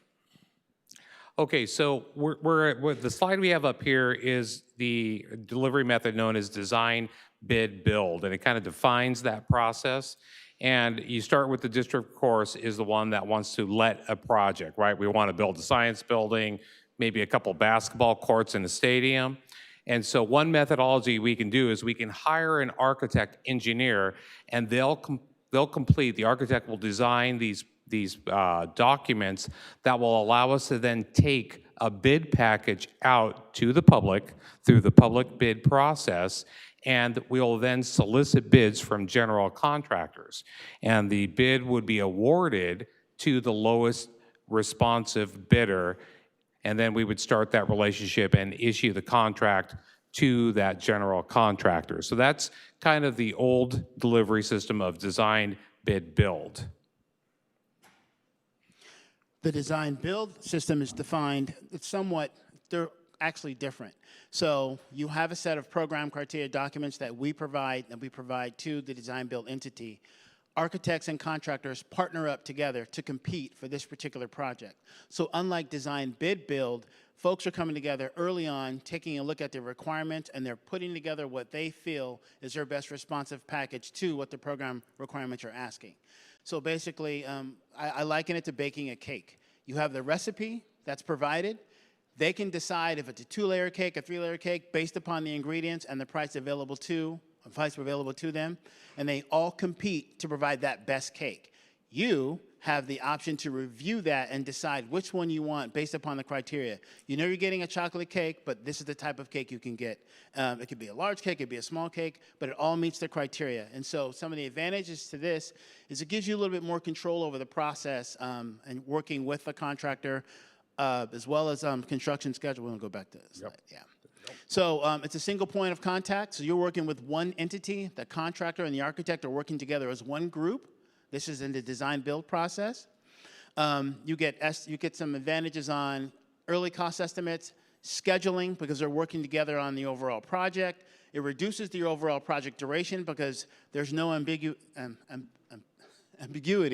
in the schedule, because everyone understands exactly what's going on from the beginning of the job. It gives you a fast track option, and the option that we're looking at is with a guaranteed maximum price. As they go through this, they look at the budget and they say, to make this thing, we believe the price will be X. We're looking at bidding that out to 3 different teams, so we have competition there. The best product that's most responsive will be the one that we recommended. There's some disadvantages with this. Sometimes it comes with the complexity of the project itself. Either designs could suffer if the right team is not assembled. I think we had mentioned before, you're only as strong as your weakest link. If your weakest link is your builder or your contract or your architect, you'll see that clearly in this process. The program manager will ensure that we're all moving down the path to our design, schedule, scope, and budget as we have expressed the entire way. We'll continue to do that. The ability for cost savings kind of erodes with the quality of design, so make sure the design up front, you know exactly what you're going to get. They have the opportunity to say, hey, we can provide you the same quality light, but we can go with a different lighting fixture. You can go from a Mercedes lighting fixture to a Honda Accord lighting fixture to a Honda Civic lighting fixture. They all provide the same light. It just depends on what the quality of what you're trying to accomplish. The design build entity allows you to have that opportunity up front. Yeah, and really quickly to comment on this, those disadvantages, those could really also somewhat apply, or some of these could also apply to the design bid methodology. And I think it's important, and we're gonna talk about the advantages and disadvantages of the design bid build process. But just so you guys get an idea of real life, okay, Building M on this campus, the CLAC project, the parking structure, were all handled through the design build methodology. And those 3 projects have been highly successful here at the college. Okay, so, do you want me to do this one? Yeah, you can do that one. Okay, all right, great. So the design bid build advantages, so this is the methodology we typically used in the past. The advantages, it's a single source contract to complete both design and construction, early cost and schedule control of the project, competitive bidding process. There's also a competitive bidding process, though, with the design build methodology. Reduced change order liability to owner. The owner has control over the design. The disadvantages, the owner owns all the design changes, right? So we get a lot of change orders, RFIs that lead to change orders. No builder pre-construction services. Prices are uncertain until the bid opening. So until we actually get the bids, we've got our estimate of what we think the project's going to cost, but then we could get a surprise when we get in our bid package and open them. We have to go with the lowest bidder, and we know from history here that has caused problems at times. Slower delivery model, missed opportunity on design savings, and uncertainty in design can typically result in pricing uncertainty. Communication between general contractor and owner, and I would throw in actually the disadvantages. If there are problems, you have the architect and the GC doing this, pointing fingers at each other, and that leads to more issues for us. A typical design bid build schedule, they typically run longer because basically you don't have those opportunities up front to really partner and figure out what early design packages can go forth. They're just bidding on a set of documents. They're constructing the project. They're going along, as Bob mentioned. If there are any shortcomings in the design, the owner, the client, the campus owns that. And so in the design bid build process, it's quite the opposite. You get a guaranteed maximum price. If there are any changes in the design or anything, the contractor is on the hook to ensure that that is, you're designing a project to meet the specifications to get it exactly what it is you want. That is unless you add something later yourself, and that would be a change order at that time. Design build typically runs longer because the package is already set. Once the project goes out on the street, you get competition, you get a price, you award the lowest price to the lowest bidder. You get what you get. Sometimes you have great contractors, sometimes you have bad contractors. Whichever process we go through, the program management team to ensure that we'll get the highest quality product out of anyone that we work with. So I'm not utterly really concerned about that particular aspect of it, but we want to make sure we provide the best opportunity to maximize the resources to get the best product possible. Yeah, and real quick, just to call the board's or the trustees' attention, you can see up in the upper left-hand corner the number of days for the delivery. Design build about 6:15, and design bid build 7:25. And we here at the district have in fact experienced that the design build methodology has been faster for us to get our buildings online. So now we're going to talk a little bit about process overview. So this is the schedule that we have for our current project, which is the Athletic Stadium Replacement Project, our SAS project, Stadium Athletic and Sports Complex. You guys have seen this schedule before. It's about a 5.5 construction life cycle. Any particular project that you want to build on this campus, or pretty much in any community college, is about a 5.5 to 6 year life cycle. There are ways, we can try to find ways to shorten it or tighten it up, but at the end of the day, this is what we're stuck with. And we look at each particular section and we try to maximize the opportunity in each particular section.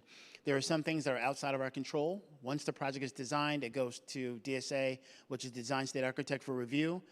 That's typically 8 to 12 months. Once it comes back from DSA, then you go through a procurement cycle, and then you bid the project, which is anywhere between 18 to 24 months, depending on the complexity of the project. Then you have your closeout cycle, which you guys have seen in all of the buildings on campus, which is about a 5.5 to 6 year process.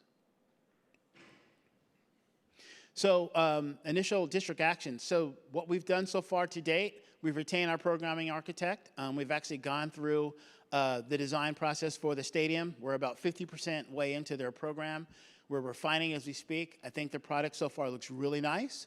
One of the things that the continuing message that I preach to our team as well as our architect and our design team is, don't show us anything that I cannot afford. So don't show me shiny stuff if we can't afford it, because I do not want to stand before you to tell you we can't afford that. So that's not going to happen. So they're continuing to refine the process, and we're ready to bring that product forth. It'll be a product that I think the campus will be proud of, as well as the community, and I think it'll help continue to strengthen Long Beach's position on the map for competition. We also looking forward to, this is the presentation tonight, which is one box is checked. This design build method we're recommending for the North Long Beach housing project, as well as the stadium athletic project, which is both delivery models that we're presenting before you. I think the resolutions are also on the consent calendar for you to view as well. We talked about the project design development and performance specifications. We give them a specific set of specifications. The district has standards. You use this doorknob, you use these lights, you use this air conditioning system, you use X, Y, and Z. They include all of that into their program, and then they program the design to meet the best needs of the end users. We've been working with the athletics department as well as the campus administration to ensure that we're covering crossing all of our T's and dotting all of our I's and providing the best product that we can present to you. That includes facility layouts, space utilization diagrams, as well as space adjacencies, whose office goes next to what, where is the door next to, where do you locate the elevator. All of these things are going into the programming process. They'll also provide time constraints as well as budget constraints. We talked about, don't show us anything we can't afford, and tell you exactly how long the design process is going to take until we can get to a point to where we take that programming document and we put that on the street, as well as identified in our schedule, which is back a couple slides back this way, and we'll inform you guys each step along the way. You want to do this one? Oh, you're doing great. Thanks. Pre-qualification. So how do you select a team? So there's certain criteria that we're going to look at to ensure that we're selecting the best team for this job. So in the design build team pre-qualification, we're establishing pre-qualification criteria. based on their design build team's experience. Have you designed specific projects or something like this before? Not so much a YMCA field, but a high-end athletic performance facility. It needs to be apples to apples for a comparison. Your financial and personnel responses. Have you designed projects like this before? What was the cost? Do you have the right personnel to do this? This is probably not the right time to start out the rookies. We want the A-team, and the A-team needs to stay all the way throughout. So that's one of the things that we're going to grade these teams on as part of the criteria. And as I mentioned before, we do want the spirit of competition, so we're looking to bring this out. And once we whittle down the qualification process, allow 3 teams to compete to provide us with the best price possible. I know you got a hand coming up, Trustee Zia. I'm going to get back to you in a second. The design build RFP, so the award criteria, district developed criteria, which is Bob mentioned earlier. We're basing this off the same criteria which we use for Building M and the parking structure. This has worked well for us. We update it to the latest any regulations, so it's the document is not static, it's dynamic, so it will live and it'll be current. And we're looking for the lowest price proposal. Once we select that and they meet all the criteria, then we'll go into a negotiation period with them to ensure that we lock in that price and move forward with the best price. If we don't have the best price at that time, you have the opportunity to off-ramp, and we can buy out the design and take that project, and then you can bid that out on the street as well. So we're trying to provide the maximum opportunity with the resources available to us, because we can't go back to the well on the money on this one. This is what it is. And I'd also like to point, and you're doing a great job, by the way, Akeem. So with the RFP, there are multiple evaluators, and we have like a scoring matrix that we use and utilize. So it's a quite comprehensive process, and we use it for really all of our RFQs and RFPs. But this will be to, when we do the design build, it'll be to a level that's even more detailed, because we're paying attention to, like Akeem said, on occasion, there may be a general contractor who tries to slide in a proposal, and maybe they've built a ball field and something for YMCA or something, which is great. But it's not the same as building 2 college-level gymnasiums and a college stadium. And those are the type of things that this process really ferrets out, so that we get only the best 3 qualified firms. So when we're choosing from those 3 firms, we're choosing from the 3 best proposals from the bunch. District developed criteria, as Bob said, so project considerations, the design approach, what are they going to take, how are they going to design it, total cost of ownership. So that's something you're going to continue to hear throughout every single project that we're bringing forward. It's one thing to design something really nice and fancy and shiny. How do you maintain it? How do you keep it shiny? How do you keep it fancy? Do you have enough staff to mop the floors, to cut the grass, or whatever the project is? So that total cost of ownership is something that's really important, that we ensure that that is included in the process. And also throughout the design process, if the architect wants to recommend a chandelier from Italy that's handmade, we're probably not going to go that route. We're looking at what can we get that provides the maximum opportunity, still looks nice, but it's easily maintained.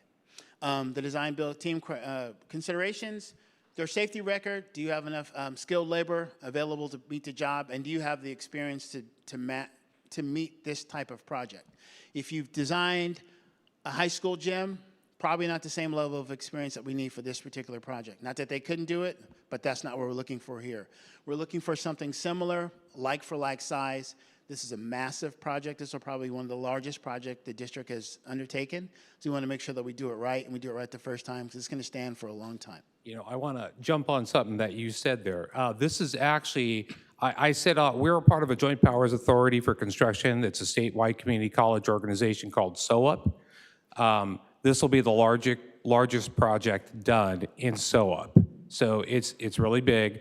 We've also already talked to our program administrator, Keenan and Associates. They also oversee our OSIP, that's the Owner-Controlled Insurance Program, and they are on board with the methodology, and they're ready to support. It's going to be fun. You're going to love it.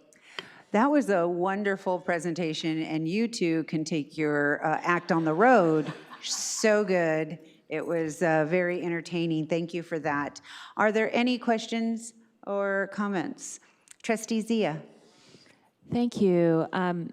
So great presentation.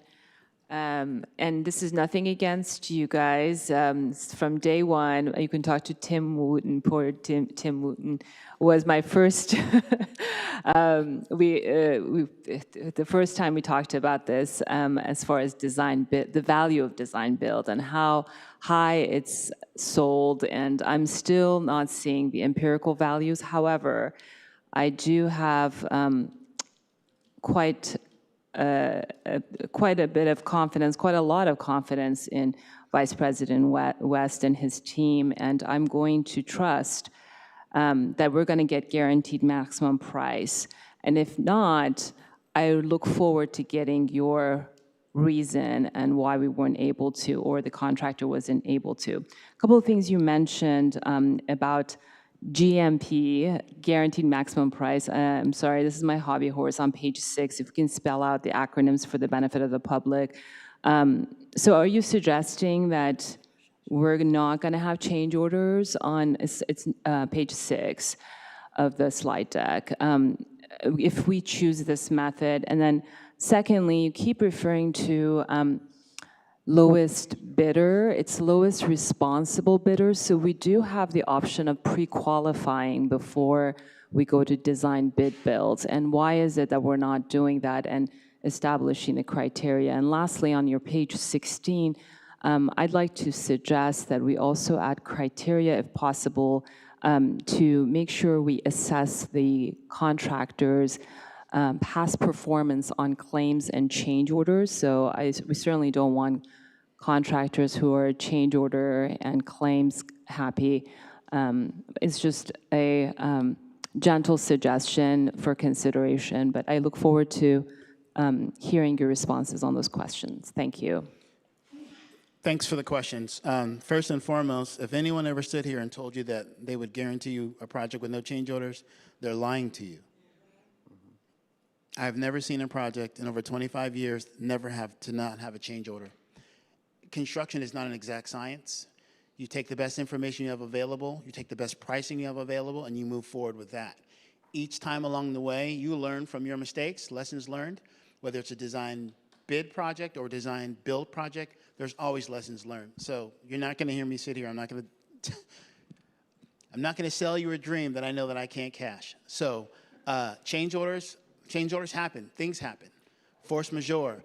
Pandemic happened. No one anticipated that. So things that will happen. What we can do is to ensure that if there is a change order, if there's an owner-initiated change order, we're really going to work to suppress those. And the owner-initiated change orders comes from the client side.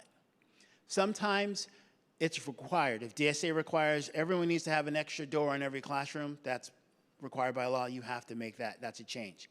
If someone decides, hey, I want to add a helicopter pad on the roof, and we didn't design that, that's something I would probably look to suppress and not try to bring that forward based upon we didn't include it in the design criteria, so we're not going to get the best pricing on that.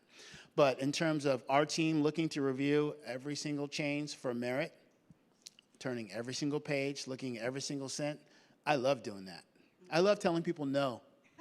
And I love telling people, sorry, bro, this is not going to happen. Our contract is X, Y, and Z. You need to provide X, Y, and Z. It's up to you to get this from there. I'm not designing it. It's already been designed, and that's your responsibility. So can you define guaranteed maximum pricing for the benefit of us and the public? What do you mean by that? So guaranteed maximum price, after the design comes and you negotiate the contract, the design build entity will say, I will build this box for $10. And that's based upon all of the latest pricing that they get, the escalation by the time you get to the midpoint of construction, and that's the price that they'll guarantee. So they'll lock that price in. So everything is building towards that price. If we bring a change from the outside, from the owner's side, that changes that. So that price goes up. If they find another way to do something, a more cost-effective way to do something, or there's a sale on steel or whatever the case is, the price goes up and down, they are holding that price. So they are in this together. And then when they lock in that price, their overhead and profit is locked into that number. So it's to their advantage to ensure that they build their project on time and on budget. Because if it goes over, I don't own that. They own that. If it's something that I caused, then that's something that we have to discuss with them to work that out. But they have to meet their criteria, and they have to meet that price. So they don't go into this lightly. It's a relationship, which is why we kind of put that a little handshake thing on there. Because And why can't you pre-qualify prior to design bid build to overcome some of the disadvantages that you've highlighted for design bid build? So I'm going to, just for the sake of time, that'll be the last question, because. That was my original question. I just wanted to make sure it doesn't get missed. Sure, Thank you, no President. problem. So the pre-qualification, we'll set that pre-qualification, what that experience is. And the experience could be, you have had to have built a project of this nature, of over this dollar amount in the state of California in the last 10 years. Not many projects of this size and this dollar amount get built. So when you think about professional stadiums get built in this country maybe 1 or 2 a year, every year, not 20 a year. So not many people can build those stadiums. Like, this project is going to go to a certain set of contractors and architects that are qualified to build this job. Mom and pop shops down the street, that's not for them to qualify for this particular project. So there is actually in the bid documents a pre-qualification document, right? And we number it and we say, provide your history on X, provide your history on B. Do you meet these minimum qualifications? So there is that process of vetting through the bid documents. And we'll provide you copies of that once we develop that. I'm sorry, I'm still not hearing an answer to my question. Why can't you do it for the design bid build projects model? Pre-qual for the design bid build. There's pre-qualification for that as well. And our 5 minutes is up, so I'm going to move on to the next trustee. Is there any other comments? Dr. Baxter? Thank you. Thank you, I'm Trustee going to be Zia. really quick. But I appreciate Trustee Zia's background, which I do not have, and I appreciate her input. I just want to congratulate you. I think this is a great idea. I want to tell you that I built a building on this campus with my own hands, Building I, with no change orders. But then when I point that out, they said, Ginny, you build a box. What do you want? But Building I was built with no change order. I'm done. Are there any other questions? See none. Thank you so much for that presentation. We really appreciate it. Oh, yes. Just real quick, I just want to thank the board's indulgence for allowing us to do this presentation today. I think it's a reminder, many of you are experts in these delivery methods, so we appreciate you allowing us to go through the details of it. As Hakeem and Bob mentioned, there's 2 resolutions today for both of those projects that'll be later on our agenda. We're excited about kind of moving forward. We look forward to delivering really successful projects as we move forward. So thank you for your time today and allowing us to do this. Thank you. Appreciate it. Thank you. We will now move on to item 7.1, public hearing board appointment to the Personnel Commission. It's recommended that the Board of Trustees hold a public hearing on the nomination of Robin Gordon Peterson as the board's appointee to the district's Personnel Commission for a 3-year term effective at 12 p.m. on December 1st, 2023, and ending at 12 p.m. on December 1st, 2026. In accordance with Education Code 88066, the board announced its intent to reappoint Robin Gordon Peterson to the District Personnel Commission on September 13th, 2023. Also in accordance with the aforementioned code section, the board shall hold a public hearing to provide the public and employee organizations the opportunity to express their views on the qualifications of the person recommended by the Board of Trustees for appointment. The Education Code further states that at this meeting, the board may take its appointment or a substitute without further notification or public hearing. This is the time set aside for the public to express its views on the board appointment to the Personnel Commission. Is there anyone wishing to speak? Trustee Zia. I just wanted to offer my support and just gratitude that we're appointing Robin. She's an amazing member of the community and support for our district and students, and I really appreciate her support and service. Great, thank you. Any other comments? I'll comment on the next one. Yes, okay. So we'll move on to item 7.2, the board reappointment to the Personnel Commission. This is an action item, and so the recommended action is that the Board of Trustees reappoint Robin Gordon Peterson as the board's appointee to the district's Personnel Commission for a 3-year term effective at noon, December 1st, 2023, and ending at noon, December 1st, 2026. Is there a motion? So moved. Second. Great. Any discussion? Yes, I want to salute Commissioner Robin Gordon Peterson. She's done an outstanding job in the 3 years that she's been serving. I'm proud to say that I nominated her for the position in the beginning, and I'm so glad that she has accepted the reappointment, and look forward to working with her some more. Good choice, good choice. We have Ms. Robin Gordon Peterson on Zoom. Yes, so she can say a few words. She won't be on camera, but Robin, can you hear us? I can hear you, and I'm glad you said, Chair, that I won't be on camera because I did take the camera. I put it on, but I look awful, so I would love not to be on camera. And I'd like to say to all of you, thank you so very much for trusting me to uphold the merit system and to support our classified staff.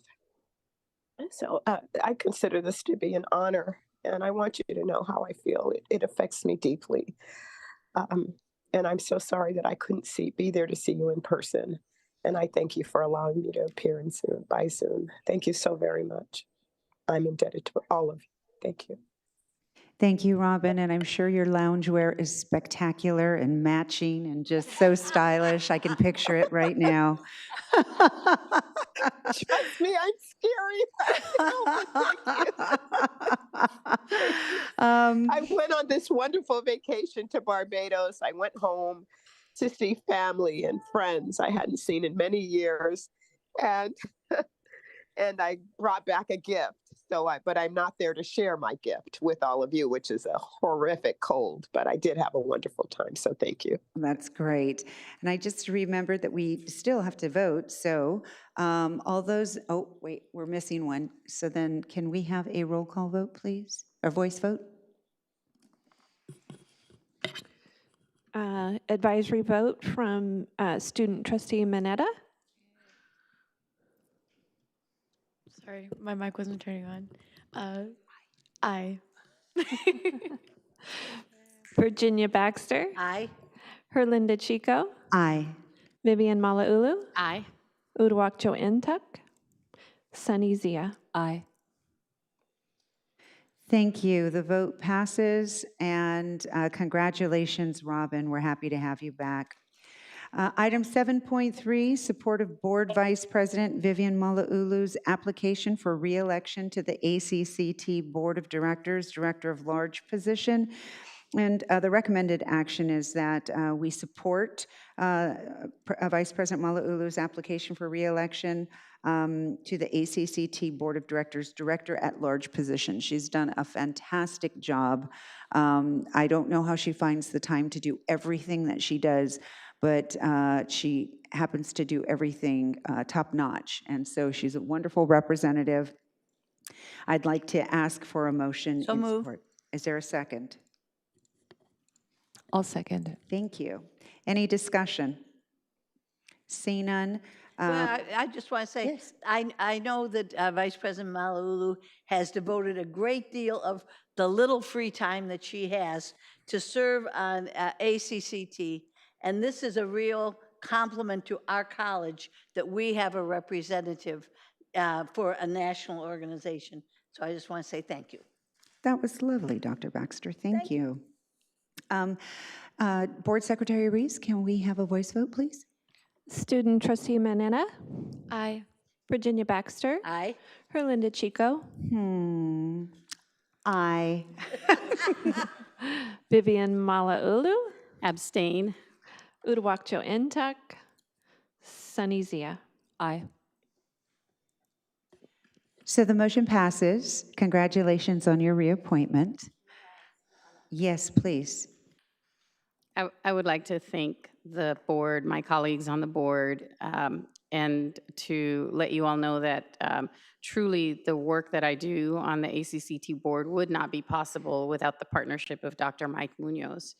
Dr. Munoz is a member of the President's Advisory Council on ACCT, and ACCT has drawn upon a lot of the programs that LBCC supports and directs in terms of our students and our student support services and our academic services. And sometimes I'll be in these Zooms or I'll be in these meetings and I hear my nationwide colleagues on the board of directors talk about programs, and I'm like, wow, that sounds like a really good idea. And then I realize they're talking about something that we're doing. It's actually work that LBCC has inspired. We are often called upon.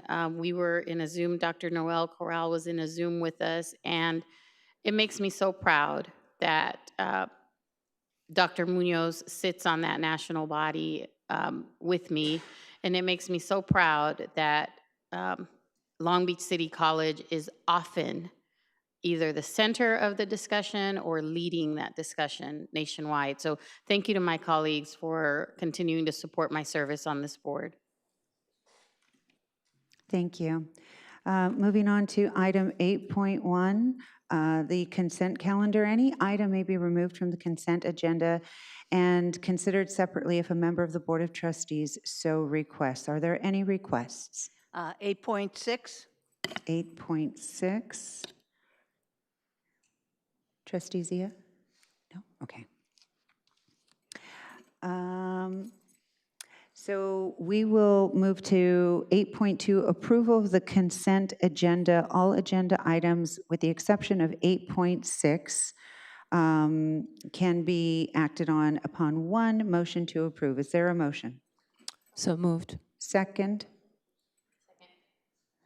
Any discussion? Hear none, can we have a vote, please? A voice vote? Student trustee Manetta, Aye. Virginia Baxter, Aye. Herlinda Chico, Aye. Vivian Malauulu, Aye. Uduak-Joe Ntuk, Sunny Zia. Aye. Thank you. Motion passes. We will now look to item 8.6, which has been pulled. Contract awards. Specifically, President Chico? Yes. I would like to talk about CN 99875.6. It's the district contract with Alvarez, Glassman, and Colvin, effective July 1st, 2023 through April 30th, 2025, for a total contract amount not to exceed $685,000 paid from the restricted general fund. And when we decided to hire a board legal counsel, I thought it was for a short period of time when we were dealing with the dismissal of President Romali. And this is not the first contract that's been passed, and I don't know because I didn't keep track of it. But I'm concerned with the cost of legal services, and I just want to go on record as being philosophically against the cost. A long time ago, my father would say, my brother was an attorney, my brother-in-law was an attorney, and he hated attorneys, and I never understood why. Because I think very highly of attorneys, and so this is not a reflection of Mr. Ewing. This is just an idea that I just am concerned that we're spending a great deal of money on legal services. Thank you. Trustee Zia?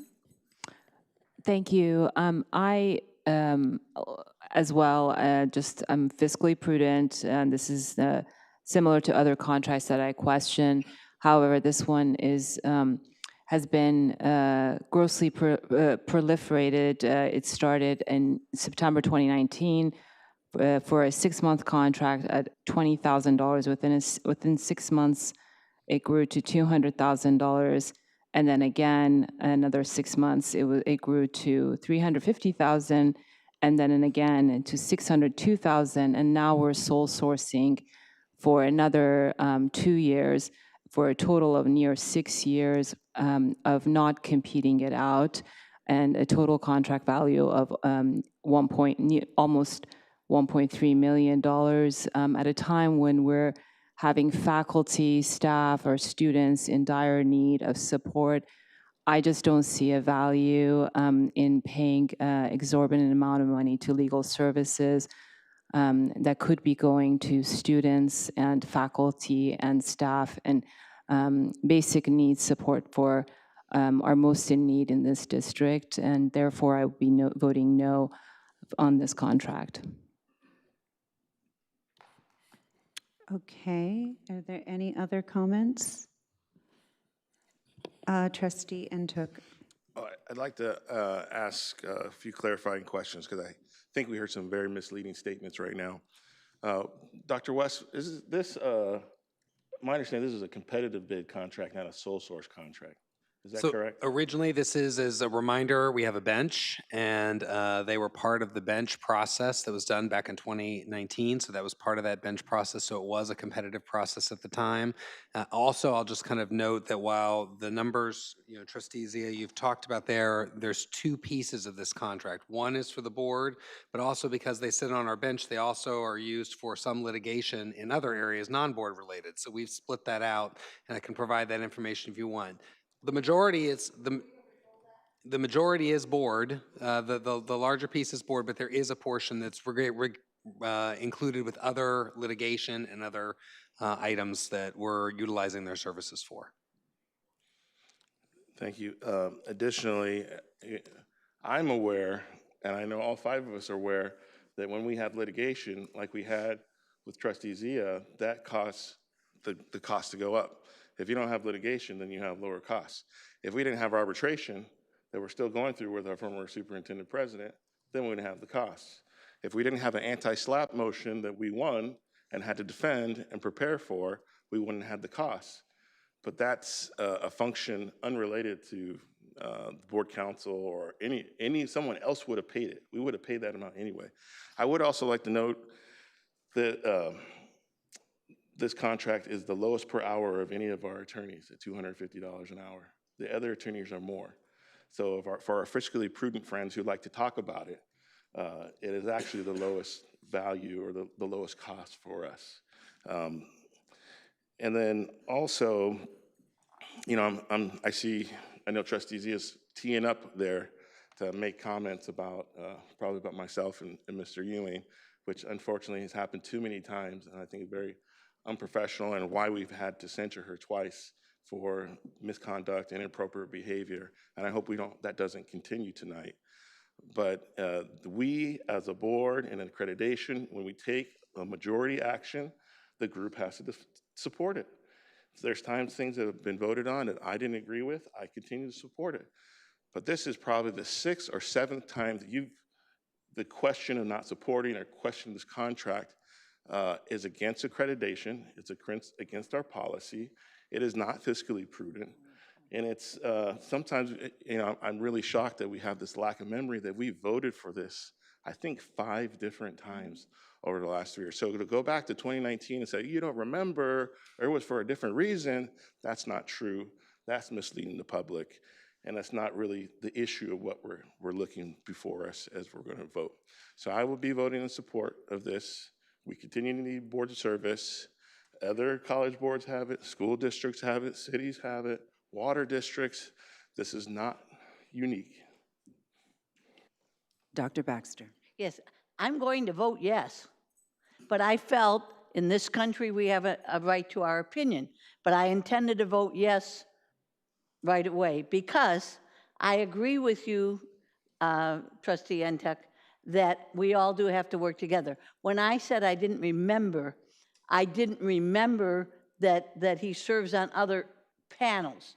I did remember we voted for this a number of times, and every single time I have. So I will vote yes. Okay.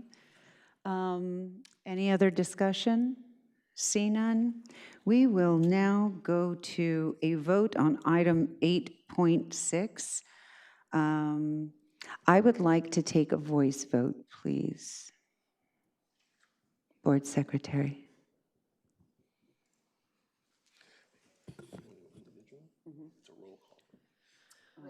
Roll call vote. That's right, you were out, voice vote, sorry, roll call vote. I'm sorry for the pause. I seem to have, I don't know how I've lost the Item the motion in the 8.6. second. So And there was the motion to, I'm sorry. So there was a motion to pull 8.6 and to discuss it. So we're on 8.6 now. Yeah. There was, We need a mo- so we need a motion. we need a motion to approve this contract, 8.6. Didn't you guys? No, No. we were just discussing, but I'll make a motion to approve. Thank the you. Is contract there a presented. second? Thank you. Well, we've already had our discussion, so all those in favor, say aye. Aye. Any opposed? Aye. Abstention? Motion passes. Thank you. Now let me get back to, okay. Item 9.1, new and/or revised board policies and administrative procedures, Chapter 7, Human Resources Board Policy 7120, 7230, 7240, 7310, 7340, 7341, 7342, 7343, 7350, 7365, 7380, first reading, and administrative procedures 7120, 7215, 7233, 7237, 7260, 7310, 7346, 7347, 7348, 7350, 7365, informational. This is a first reading for information only.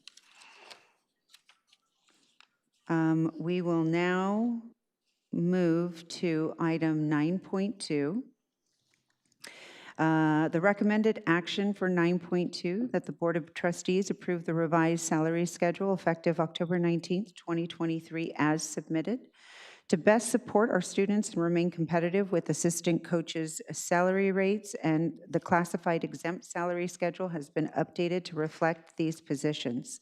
Assistant coaches are vital to a college team's success, supporting head coaches in numerous ways. Successful teams have larger rosters, providing a return to college FTES. It has been proven that student athletes average 16 units a semester and outperform the general student population on key academic success measures. The increased FTES and SCFF provide a positive return to the college's revenue model and support the small budget increase. This recommended adjustment will allow the district to be reasonably above market average, aligning with the market and increasing recruitment power. If approved, the submitted exempt salary schedule will become effective October 19th, 2023. Is there a motion to approve? So moved. Second. Great. Any discussion? See none. All those in favor say aye. Aye. Any opposed? Abstentions? Point of order. Are we on item 9.1? 9.2. Oh, okay. Sorry. 9.1 was an informational item. It just, the screen didn't. Oh, you know what? I never go by the screen. I probably should. No problem. And so the motion passes. On to item 10.1, new, modified, and inactivated courses. The recommendation is that the Board of Trustees approve the new, modified, and inactivated courses effective fall 2024 as submitted. Is there a motion to approve? Second. Any discussion? Hear none. All those in favor say aye. Aye. Any opposed? Abstentions? The motion passes. Item 10.2, Plan A modifications. Recommended action is that the Board of Trustees approve the addition of courses to General Education Plan A areas as submitted. Is there a motion? So moved. Second? Is there a second? Yeah, I wasn't sure if Vivian. Yeah, motion. Dr. Baxter, second. Any discussion? See none. All those in favor say aye. Aye. Opposed? Abstention? Motion passes. 11.1, it's the first reading and it's an information item. New and/or revised board policy and administrative procedures, Chapter 4, Academic Affairs, Board Policy 4222 and Administrative Procedure 4222. Moving on to item 12.1, resolution to establish appropriations GAN limit for 2023, 2024.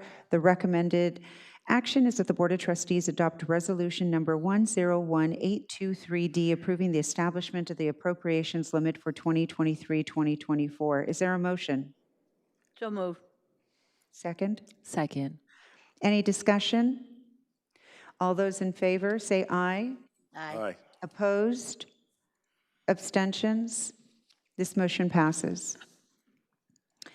Item 12.2, the recommended action is that the Board of Trustees approve the 2022-2023 CCFS 311 Annual Financial and Budget Report, including the 2023-2024 appropriations limit of the Long Beach Community College District, and authorize transmittal of the report to the Chancellor's Office, California Community Colleges, as submitted. Is there a motion? Is there a second? I'll second it. Thank you. Any discussion? All those in favor say aye. Aye. Any opposed? Abstentions? This motion passes. Item 12.3, the recommended action is that the Board of Trustees adopt Resolution 101823E, authorizing the district to utilize the design-build process for the stadium project. Is there a motion? So moved. Second. Any discussion? I'll vote for this only and granted credence, but I'm hopeful that you guys won't let me down with this model. It's a lot of money. Hopefully there'll be savings and schedule efficiency gained. So glad we will finally have student housing. That'll be great. All those in favor say aye. Aye. Any opposed? Abstentions? This motion passes. Item 12.4, it's recommended that the Board of Trustees adopt Resolution 101823F, authorizing the district to utilize the design-build process for the North Long Beach Student Housing Project. Is there a motion to approve? So moved. Second. Great. Any discussion? I do. Trustee Intuk. Yeah, thank you so much, President Chico. I'm really excited to vote for this tonight. This has been a long time coming, for me, at least 5 years in the making, as far as bringing dedicated resources to North Long Beach, which has had the most population growth the last 2 census cycles, has the most young people, has continued to ask for resources.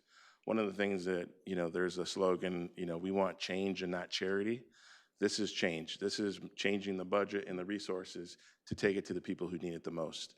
And so this is actually the first time I get to vote on something actually ratifying the North Long Beach Center. Everything else was just,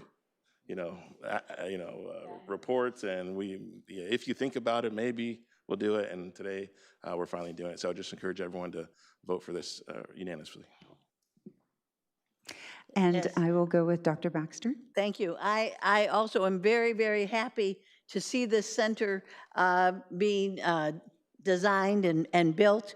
I was at the Michelle Obama Library last week for a meeting, and the library personnel were telling us how excited they are that we're coming to North Long Beach. I agree with Trustee Entuk. This is a population that deserves more service, and I'm so glad we're going to do that. I have to tell you, must have been 3 years ago, I said, why don't you put a second and third story on that building and have student housing? And Dr. Muse, oh, no. Well, and I'm glad he saw the light, listening to me. And I think what's great about this is it's a pilot. So we're starting with a pilot that we can help. So when we go to build the larger facility, we'll have a great deal of experience. And so I'm very, very pleased to vote for this. Wonderful. Any other questions or comments? Seeing none. All those in favor say aye. Aye. Any opposed? Abstentions? This motion passes. We have no items for, no report for 13.1. So we will now move on to our trustee reports. Who would like to go first? Yes. Who do I raise his Oh, hand? I'm sorry, Trustee Ntuk. Yeah, thank you. It's been a very busy month, but I first wanted to start off and recognize the terrible terrorist attacks that happened in Israel. I know it's been on the top of mind of many folks, and we've had discussions here on campus. And it's I've reached out to our Beach Hillel students to let them know that we support our Jewish community, that they're not alone, that we also are outraged and denounce terrorist attacks. The state of Israel does have the right to defend itself, and hopefully peace will be on the horizon, and there will be some resolution. But it's unfortunately things are continuing to escalate. But just really important in these times that we we hear people say, oh, it's all talk and not real. But we got to reach out and support and remind each other and those impacted that we're here to support, and it's not just talk, it's real support. This month has been a very busy month of participating. I was able to go to the Long Beach Veterans Commission and present about our veterans resources. They're relatively the newest commission in the city. There are probably 6 or 7 members, one former student from Long Beach City College, but it was an opportunity to talk about that we have the VA services, staff here on campus to access the federal database to help with GI Bill or records or updating access to the federal databases. You would normally have to schedule a visit and it'd take months to actually happen, but we have that on campus. I was able to highlight our new Veterans Business Services grant that we got that's not just for veterans, but veterans' spouses, their children, dependents, no age limit dependents. So, but helping with counseling, business plan review, access to funding, it's really a great opportunity. Most folks forget that we run the Small Business Development Center for the region here at Long Beach City College, and so it's an additive resource, but also connecting, one of the things I was talking to them and sharing was we want to empower them as the commission to know about everything that's available, so then they make referrals or things come up that they're also informed. One of the things we talked about is like we have veterans on campus who don't fill out the veterans form. If you don't fill out the veterans form, we don't know you're a veteran. And when you do, then you get priority registration, you get referrals, you get additional support services.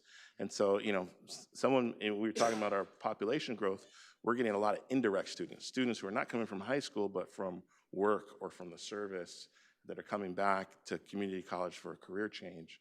And they may not know. They can just sign up and not ever tell us, and we not take advantage of those resources. So we had a really robust conversation at the Long Beach Veterans Commission.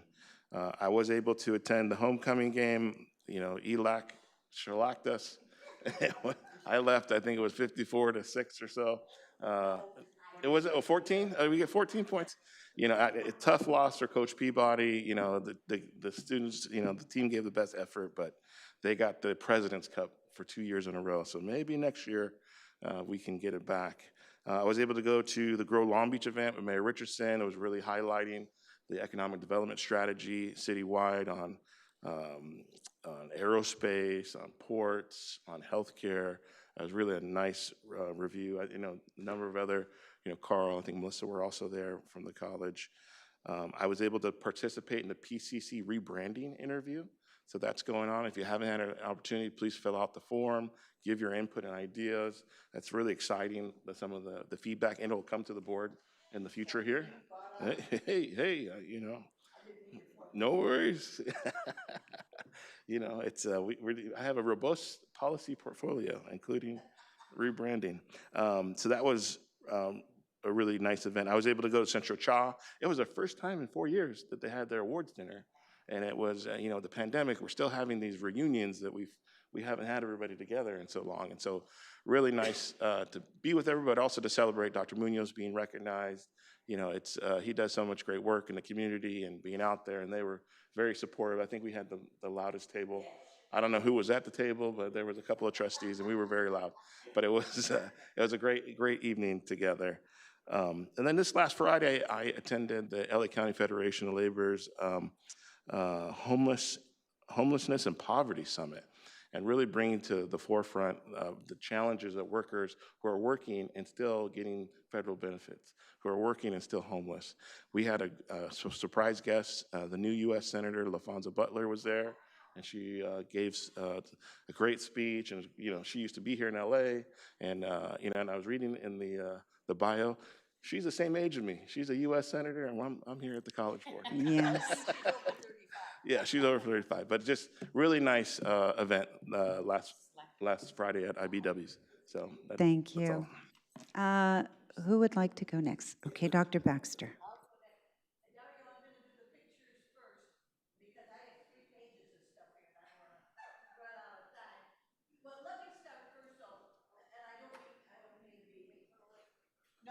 Jovial, but. Oh, your mic. Oh, President Chico, I said all that for nothing. President Chico, I would like to adjourn the meeting, and I'm going to hand you the piece of paper. We unfortunately had 3 deaths in the last month. Tom Livengood, who was in charge of all the bookstore, all the ASB enterprises. Bob Orr, who hired me, a man with good sense, in the history department, and Lisa Orr's father, and a wonderful, wonderful human being. And then Nadine White, who was a classified employee for at least 30 years, worked in the personnel office, just a lovely lady. So if we can adjourn the meeting. Okay, now with the pictures, because I can't remember the order I gave them to you in. Okay, this is Dr. Munoz. I had to get a picture of this because it's a good picture of me. Dr. Munoz and I at the gala, the MOLA Gala, in front of a beautiful painting. Okay, next one. Oh, then I got to show I'm with the mayor and his wife and a docent. And they're talking about this artwork in front. It was a wonderful evening. And then, okay, then here we go, the VIPs. This is at the CCEJ gala, which was also gala during the day, which was also at MOLA. With President Chico and President Munoz, and of course, Trustee Entuck. And that was another wonderful event. And then the Long Beach Public Library Foundation event, and they honored Billie Jean King, and what a remarkable person, what a wonderful role model. I don't know if they knew it was, gay, LBG, I always get the letters mixed up, LGB, etc. But she did an outstanding job speaking. And then the next one, this was homecoming. I stayed for the slaughter because many of my students were in the Viking band and also the flag girls and the song girls. And the irony is I mistakenly sat in the East LA section. All of a sudden I look around and everyone has green on except me. They were lovely, lovely people. I met a dean there, I met one of the teachers, and so I said, well, everybody's so nice. And but it was a great game. Everything went well. Here's little flag girls practicing in front of us. And these band members over on the left, I know a lot of them because they were all my students. And look how old they look. Okay, and then on Sunday, we had the Helping Homeless event, and there's John Philippa. It looks like he's feeding Ardell Arellino something, but he's not. We had a wonderful turnout. There's Arania Freeman on the left. We had over 60 people there. There's another Don Brault, Eric Joseph, Lori Brault, Jan Wallach, for a retired teacher, and Kim Keys, who's an alum. So, and then Shirley Wild came to take a picture for the Press Telegram. I said, we'll take a picture of a big group, but that's only like 1/3 of the people who were there. And this is at Brian Russell's home. This is the committee that put the event on, and they did a super job. Sonny asked me how much money we raised. We raised at least $10,000. On the right, don't turn this off, a young lady on the right, her name is Charlotte, and she was a homeless student afflicted with drug addiction. She came to Long Beach City College, went through basic services, went through helping homeless students. She got her life together. She's a 4.0 student. She got housing. She got help from us with grocery gift cards and gas gift cards and all those kind of things, where before she was living in her car. And she really made a tearful remarks, and people were so impressed. And she wants to be a teacher, and that's how I met her, was at the Retired Teachers Luncheon. Okay, is that the last one, Dario? Then I'll keep going. All right, then at the CRTA Luncheon is where I met Charlotte, and where they showcased their scholarship people. Goodwill Dinner, the National Council of Negro Women Tea, and I got to join that organization, the Classified Staff Luncheon, PCC Town Hall, the International City Theater Gala, at which LBCC alum Gary Fox was honored, was the first president, a man I conned into doing that. Foundation Board of Governors meeting, then the MHP 50th anniversary. This is a structural engineering firm, and their president, Lance Kenyon, is a LBCC alum. I'm going to run for alumni director after I leave this post. Then the Ronald McDonald House had a cocktail hour. This is all in one night. And then I went to the Camarada Gala, and no alumni were recognized. Then this was fabulous. I belong to Long Beach Rotary Club. Jenny, wrap it up. Oh, is my time over? Yeah. Okay, I'll stop. Are you sure? No, I've got 2 more pages, don't worry. Oh, my God. I'll save them for next month. Trustee Zia. I'm going to try to be brief, but a lot of the events have been already talked about. Thank you, Trustee Baxter. Thank you for the administration for coming to helping the Homeless Students Committee. Quite honestly, the past couple of weeks has been a big blur, and I'm still numb. There's not an... it's just so inexplicable what happened. I have loved ones in Sderot next to Gaza, and we woke up on Saturday, and when we heard the news, we were trying to get a hold of them. And luckily, they're all accounted for, but for hours, we were just running frantically, trying to make sure that they're alive. It's just been really a horrible nightmare. I pray that all the people are going to be released, the hostages, and pray for those lost lives. I know there's a lot of family members that are faculty and staff in Long Beach City College. I love you. I know you're going through a lot of Palestinian and Jewish members in the district. No matter what your background, I have infinite love for you and pray for peace. We will prevail. This is not a war it's not about Israeli or Palestinian. It's about builders and destroyers. And I want you to know you can always count on me. I may not be one of yours, and I'm not going to let anything divide us. I don't really have the profound words to express the pain and sorrow that we've been dealing with. But I just pray that this will pass, and if there is anything I can do for you and your families, I've reached out to a lot of you while my family and my relatives were struggling and trying to grapple with just the paralyzing news of this terror and war that has been brought on us. I stand with you and your loved ones. We're in this together, and I hope that someday we'll have peace. Jewish lives matter too, and a lot of times people, I feel like when in a lot of these news articles or sound bites, some of that gets missed.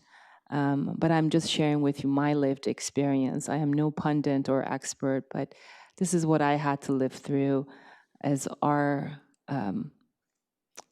very similar to our very own September 11th and horror show and terror. And I hope that it will never happen again. And no civilian in Israel will have to worry about waking up and being slaughtered and being raped and being kidnapped and taken hostage. I ask my colleagues, President Chico, that we adjourn the meeting as well in honor of all those victims and in a moment of silence and prayer for the release of the hostages and also support for the uninvolved and the civilian Palestinian lives. I hope you can accept that request, and I'm sorry I'm not so eloquent with my words. I don't really have profound words to express other than just how painful it's been and how numbing and paralyzing it has been for us and continues to be. And lastly, Am Yisrael Chai. Thank you. Thank you, Trustee Zia. Vice President Malauulu.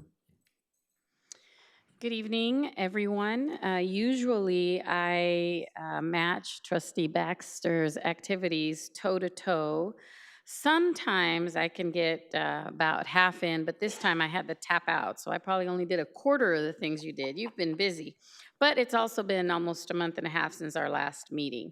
So beginning with our last meeting, just that Monday after, we had our ASU EDD first cohort check-in.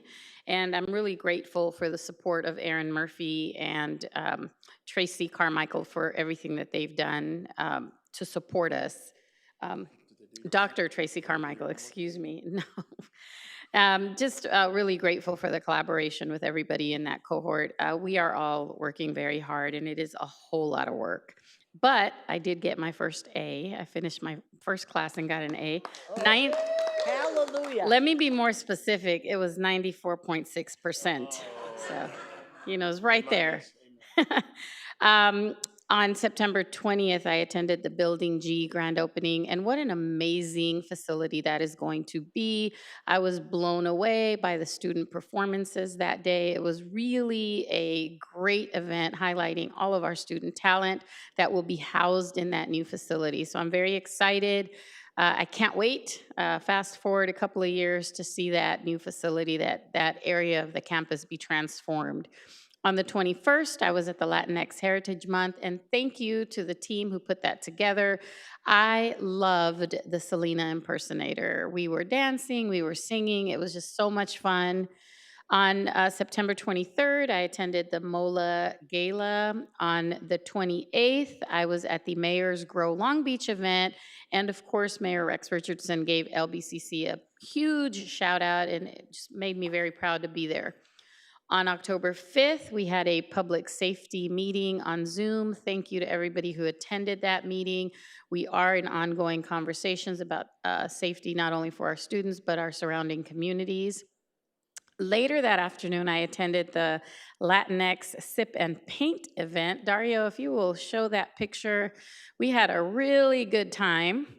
And from what I understand, there were more people there. I had to come after work, so I was there a little bit late, but please don't judge my lack of artistic ability. I'm judging. But we were encouraged to trace, but you know, we're not gonna tell anybody that. But you can see my calavera there. And then I went from that event straight to Long Beach Poly for my son's back to school night.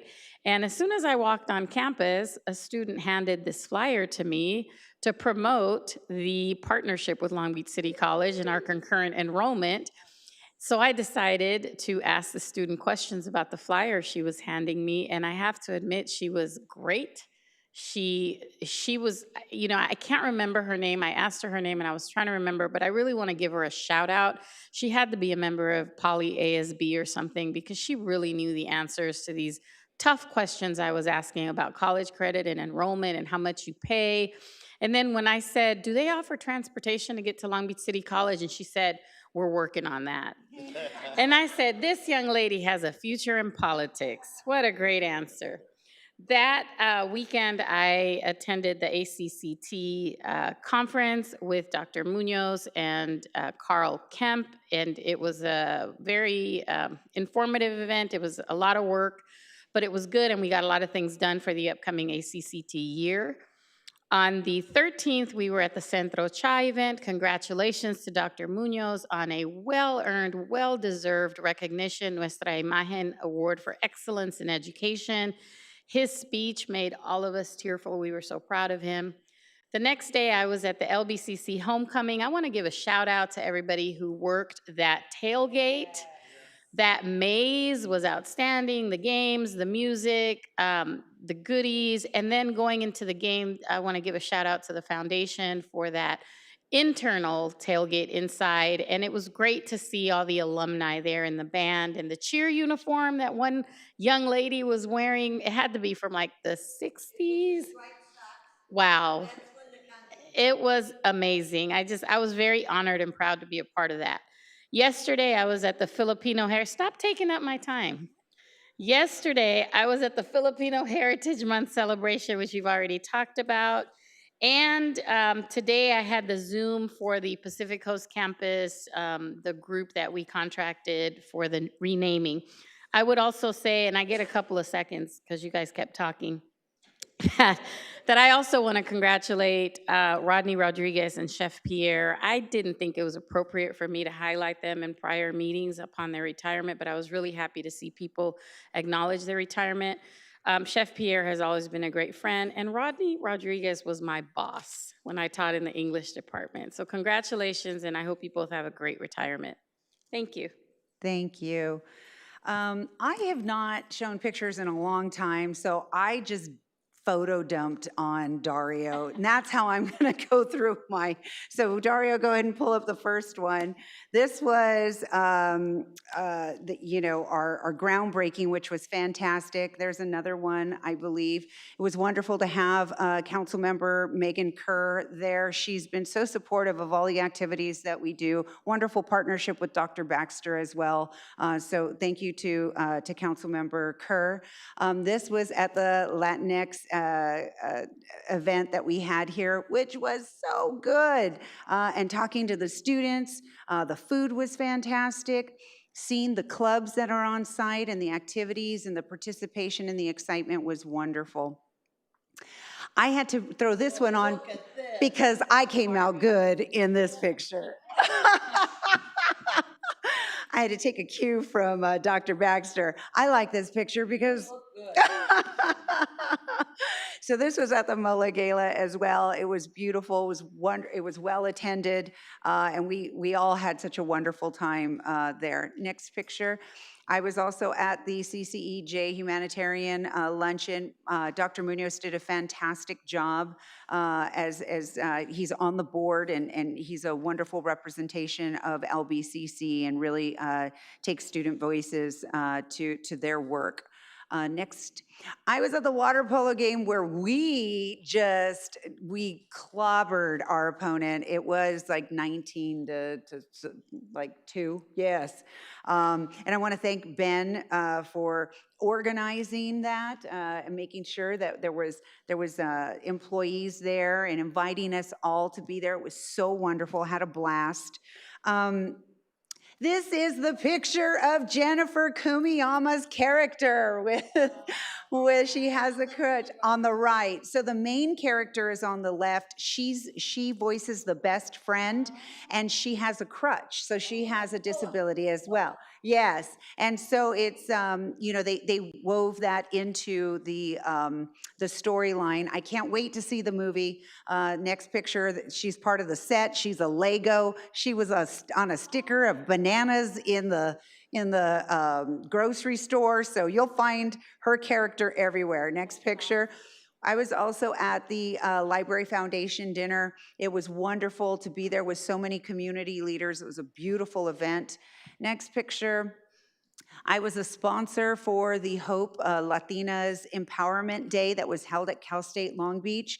I purchased 2 tables, so I filled one table with some personal friends of mine, but I also donated the second table to LBCC to fill it with employees who don't typically get to go to a lot of these events, and it was a wonderful professional development opportunity. We had a blast. Some of us got together afterwards to continue that community and talking. Next picture, I want to just really acknowledge Dr. Sonia de la Torre, and she got up and she just spread her expertise all over the room, and she was just a great representation of LBCC. So proud of her. I attended the Latino Caucus 50th anniversary, the California State Legislature's Latino Caucus 50th anniversary. There's a lot of people here from Long Beach. There's our insurance commissioner, Supervisor Holly Mitchell. She's fantastic. It was a wonderful event to celebrate, so it was great to have that representation of Long Beach. I did a podcast with Dr. Munoz, and this is Career Talk with OG. I want to thank Oscar and his daughter Angelica. They were wonderful in providing us the space to talk about what we're doing here at Long Beach City College, and so you can find it on LinkedIn. Next photo. I also attended the Abolish Poverty, Abolish Homelessness, LA County Federation of Labor event. Next photo, there was a lot of us from Long Beach there as well. You see Robin Thorne and Councilmember Joni Ricks Odie, Marcus Tyson. It was a wonderful event. Next photo, later on that day, I got to attend Supervisor Hilda Solis's Hispanic Heritage Celebration. I happened to be wearing this shirt because it's my favorite shirt, and our surprise guest was the legendary Dolores Huerta. I got to tell you, she loved my shirt. She thought it was so great. She's like, I love it. That is so amazing. And so it was an honor to take another photo and engage with her again. Going to the Nuestra Imagen Awards was incredible. Trustee Zia, it was unfortunate you weren't able to be there. I know that you have a lot going on right now, but the 4 of us were there. We were Long Beach City College strong out there. We were making a lot of noise. It was like we were at a football game. It was great, especially honoring Dr. Munoz. Next picture, that's all of us there. It was a beautiful event. Next picture. Is that it? Great. So then I just want to say that, is my time up? I don't know. I'm not sure if it is or not, but I'll just say that I also attended the Women's Shelter event. I didn't have photos of that. The lavender pinning ceremony was incredible, so poignant. I mean, I can't even tell you, I keep my emotions in a lot, but that was one where there was like water on my face and I didn't know what was happening. It was beautiful. It was beautiful. And then just to wrap up, the Dia de los Muertos parade, it was talked about earlier. I want to encourage people to go to and participate in the parade and participate in the celebrations that are here on campus. We're coming up on October 24th, which is the 1-year anniversary of the passing of my brother. It was unexpected. I can't believe it's been 1 year as well. And I got to tell you that Dia de los Muertos was a few days later, and to have the opportunity to speak about my brother, to share my brother and his and just all about him was a very powerful and healing experience. And I want to thank all the staff who put together the parade float, which honored my brother. And this year I've asked if we can ask everybody who wants to walk in the parade to bring a photo of their loved one, a copy of their photo of their loved one, because it meant so much to me to have them represented on our float. And so I would love for people to bring a copy of a photo of their loved one and add it to our parade float. With that, I think we are concluded with our board reports, and we, Right? Aren't you going to talk about the board committee? Yeah, we have Yeah, the next agenda item. yes, so the board reports are, our board reports are done.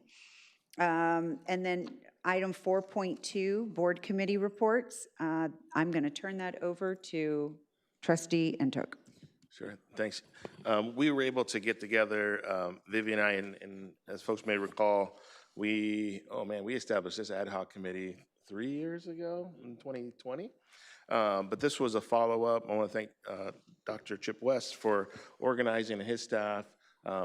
We got a couple of PowerPoint updates on the 21 CP recommendations that was presented probably about a year ago now, but also the status of where we are with our Long Beach Police Department contract. Tonight, we voted on it already. It was, well, we said a one-year extension, but it's really like 16 months. It gives, and I think we've been doing one-year renewals for about 7 years now. So, but now we'll move into the full 3-year contract with negotiations with the city of Long Beach, which we have the full 16 months to work through. And at any time, you know, everybody agrees, and then we just put it in the, well, it'll come back to the board. We did have a number of discussion items to follow up with that I know I still need to send my notes to Board Secretary Reese to make sure that we're all on the same page. But I think it'll be a future agenda item next month, January, that the same presentation will be given to the board, plus the recommendations and an update. So I don't know, Trustee Malu, anything else you'd like to add? Thank you, Trustee Ntuk. Through the chair, I just wanted to also acknowledge Dr. West and your team. It was an informative meeting. I learned a lot. Considering that we have 2 new leadership of LBPD on the committee, it was great to have the information that they provided. I look forward to continuing conversations. I think we have another meeting scheduled, so just, you know, keep plowing along. Thank you. Does that conclude your report? Yeah, and just one thing. What about the other committee? You and me. Did we have a meeting? Yes. I don't remember. Oh, you know, it's been on the agenda for a long time. Trustee Ntuk defers to Trustee Baxter for the next report. But Go did you ahead, have Trustee one more? Baxter, you can kick it off. He did all the work. I really want to salute Trustee Ntuk because he was the driving force. I kept, oh, I can't come down. I can't do it now. I can't do it now. And he did an outstanding job, I want to say, in pulling together all the ideas, most of which were his, to really talk about ethics and ethics training and all the different political rules that have been legislated. And I thought it was really a good session. It's unfortunate he forgot, but. Now I remember. No, it was very good. And this was a carryover from last year when I was board president that we didn't have enough time to get to and put it on the January agenda to start discussing the new laws that went into effect this year, particularly on campaign finance reporting and limitations, but also some just very common sense, good governance items that other entities in the city do that we don't do. You know, there's the FPPC local official ethics training. It's 2 hours, it's online, it's free. City commissioners have to do it, city council members do it, school board members do it, we don't do it. You know, so it's just some very, I think, common sense recommendations that'll also come back to a future board meeting. And that's what I have to write up and send to Michelle. I knew I had to write something to you. But it was a very good meeting, and I appreciate Board Council Ewing gave us some feedback leading into that. There's been the whole, the bill, there's that song, the bill gets made. The bill is a statute, the statute is the law, and then the regulation has to be made of how it's implemented. And the regulation has now been done from the FPPC on the new law on campaign finance and the Political Reform Act. So we'll have all those details come to the board and for everyone to be review and then hopefully vote in, and we can enact it, in sequence. So Thank you, Trustee Baxter. Thank you, all three of you, for serving on these committees. It's really important. Thank you, Council Ewing, for your insight and expertise in really guiding the conversation. We need that legal guidance. We are now going to item 15.1, and if I had an award, I would give it to Dr. Dale Lendrum for staying through this entire meeting to come and speak to us. So please, Dr. Lendrum, the floor is yours. Thank you so much. Aloha, ohana. Mahalo for the good work you have done, that you do, and that you will continue to do in the future. I'm Dr. Dale Lendrum. I'm Vice President of CHI, and I'm a proud part-time faculty member. I am proud because prior to entering higher education in 2009, at the age of 46, I spent 30 years addicted to hardcore drugs and the criminal lifestyle that often accompanies such afflictions. I have been jailed 28 times. I've been imprisoned 6 times. I've been branded with 2 strikes in the state of California, and I have served a combined total of 10 years behind bars. So to stand here today as an educator under any circumstance is a proud moment for me. I received my doctorate in education leadership from Cal State Long Beach in 2021. I graduated from the very same program as our illustrious Superintendent President, Dr. Mike Munoz. I wrote my dissertation on the transformed lives and identities of formerly incarcerated women in California's community colleges. And I'm proud to say that 3 of my participants were from LBCC. During my doctoral pursuit, I learned a couple of things that I took to heart. Dr. William Vega, one of my professors and a former chancellor of the Coast Community College District, preached servant leadership. He asserted that we, those of us in leadership positions, should lead with soul and spirit in all things, especially as they pertain to human beings. The second thing I took to heart came from my reading of Paulo Freire's Pedagogy of the Oppressed. Freire shares that true liberation is only realized when the oppressed rise up out of their oppression and then choose not to become oppressors themselves. I pray this evening for servant leaders who lead with soul and spirit and who seek the true liberation of the entire LBCC community. I thank you. I urge you to serve in Malamo Pono, which is Hawaiian for an ethical care for all. Thank you again for this time. Thank you again for your tireless work. I look forward to meeting with all of you and speaking with all of you in the future. Thank you.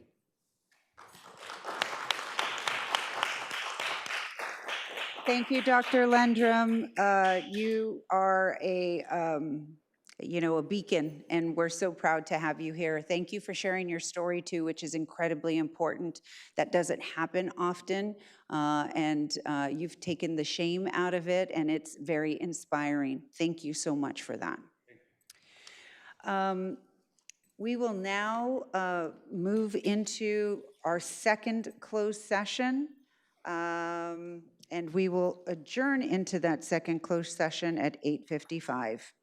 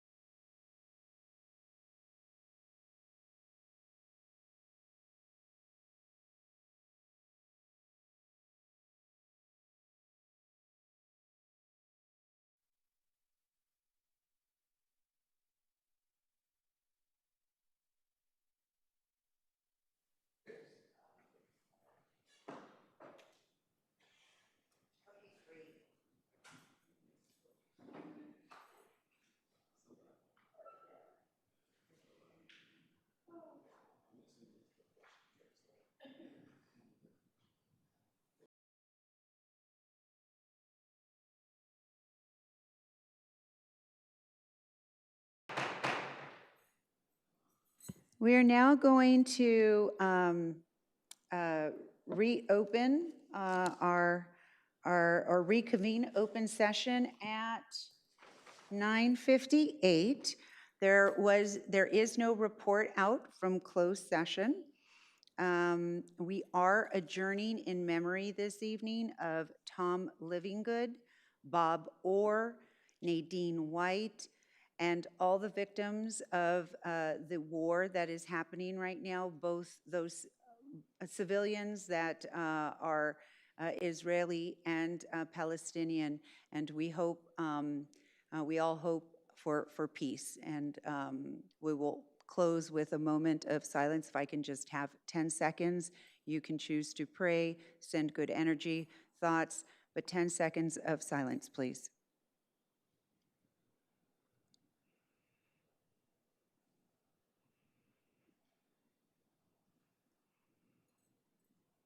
Thank you. This meeting is adjourned.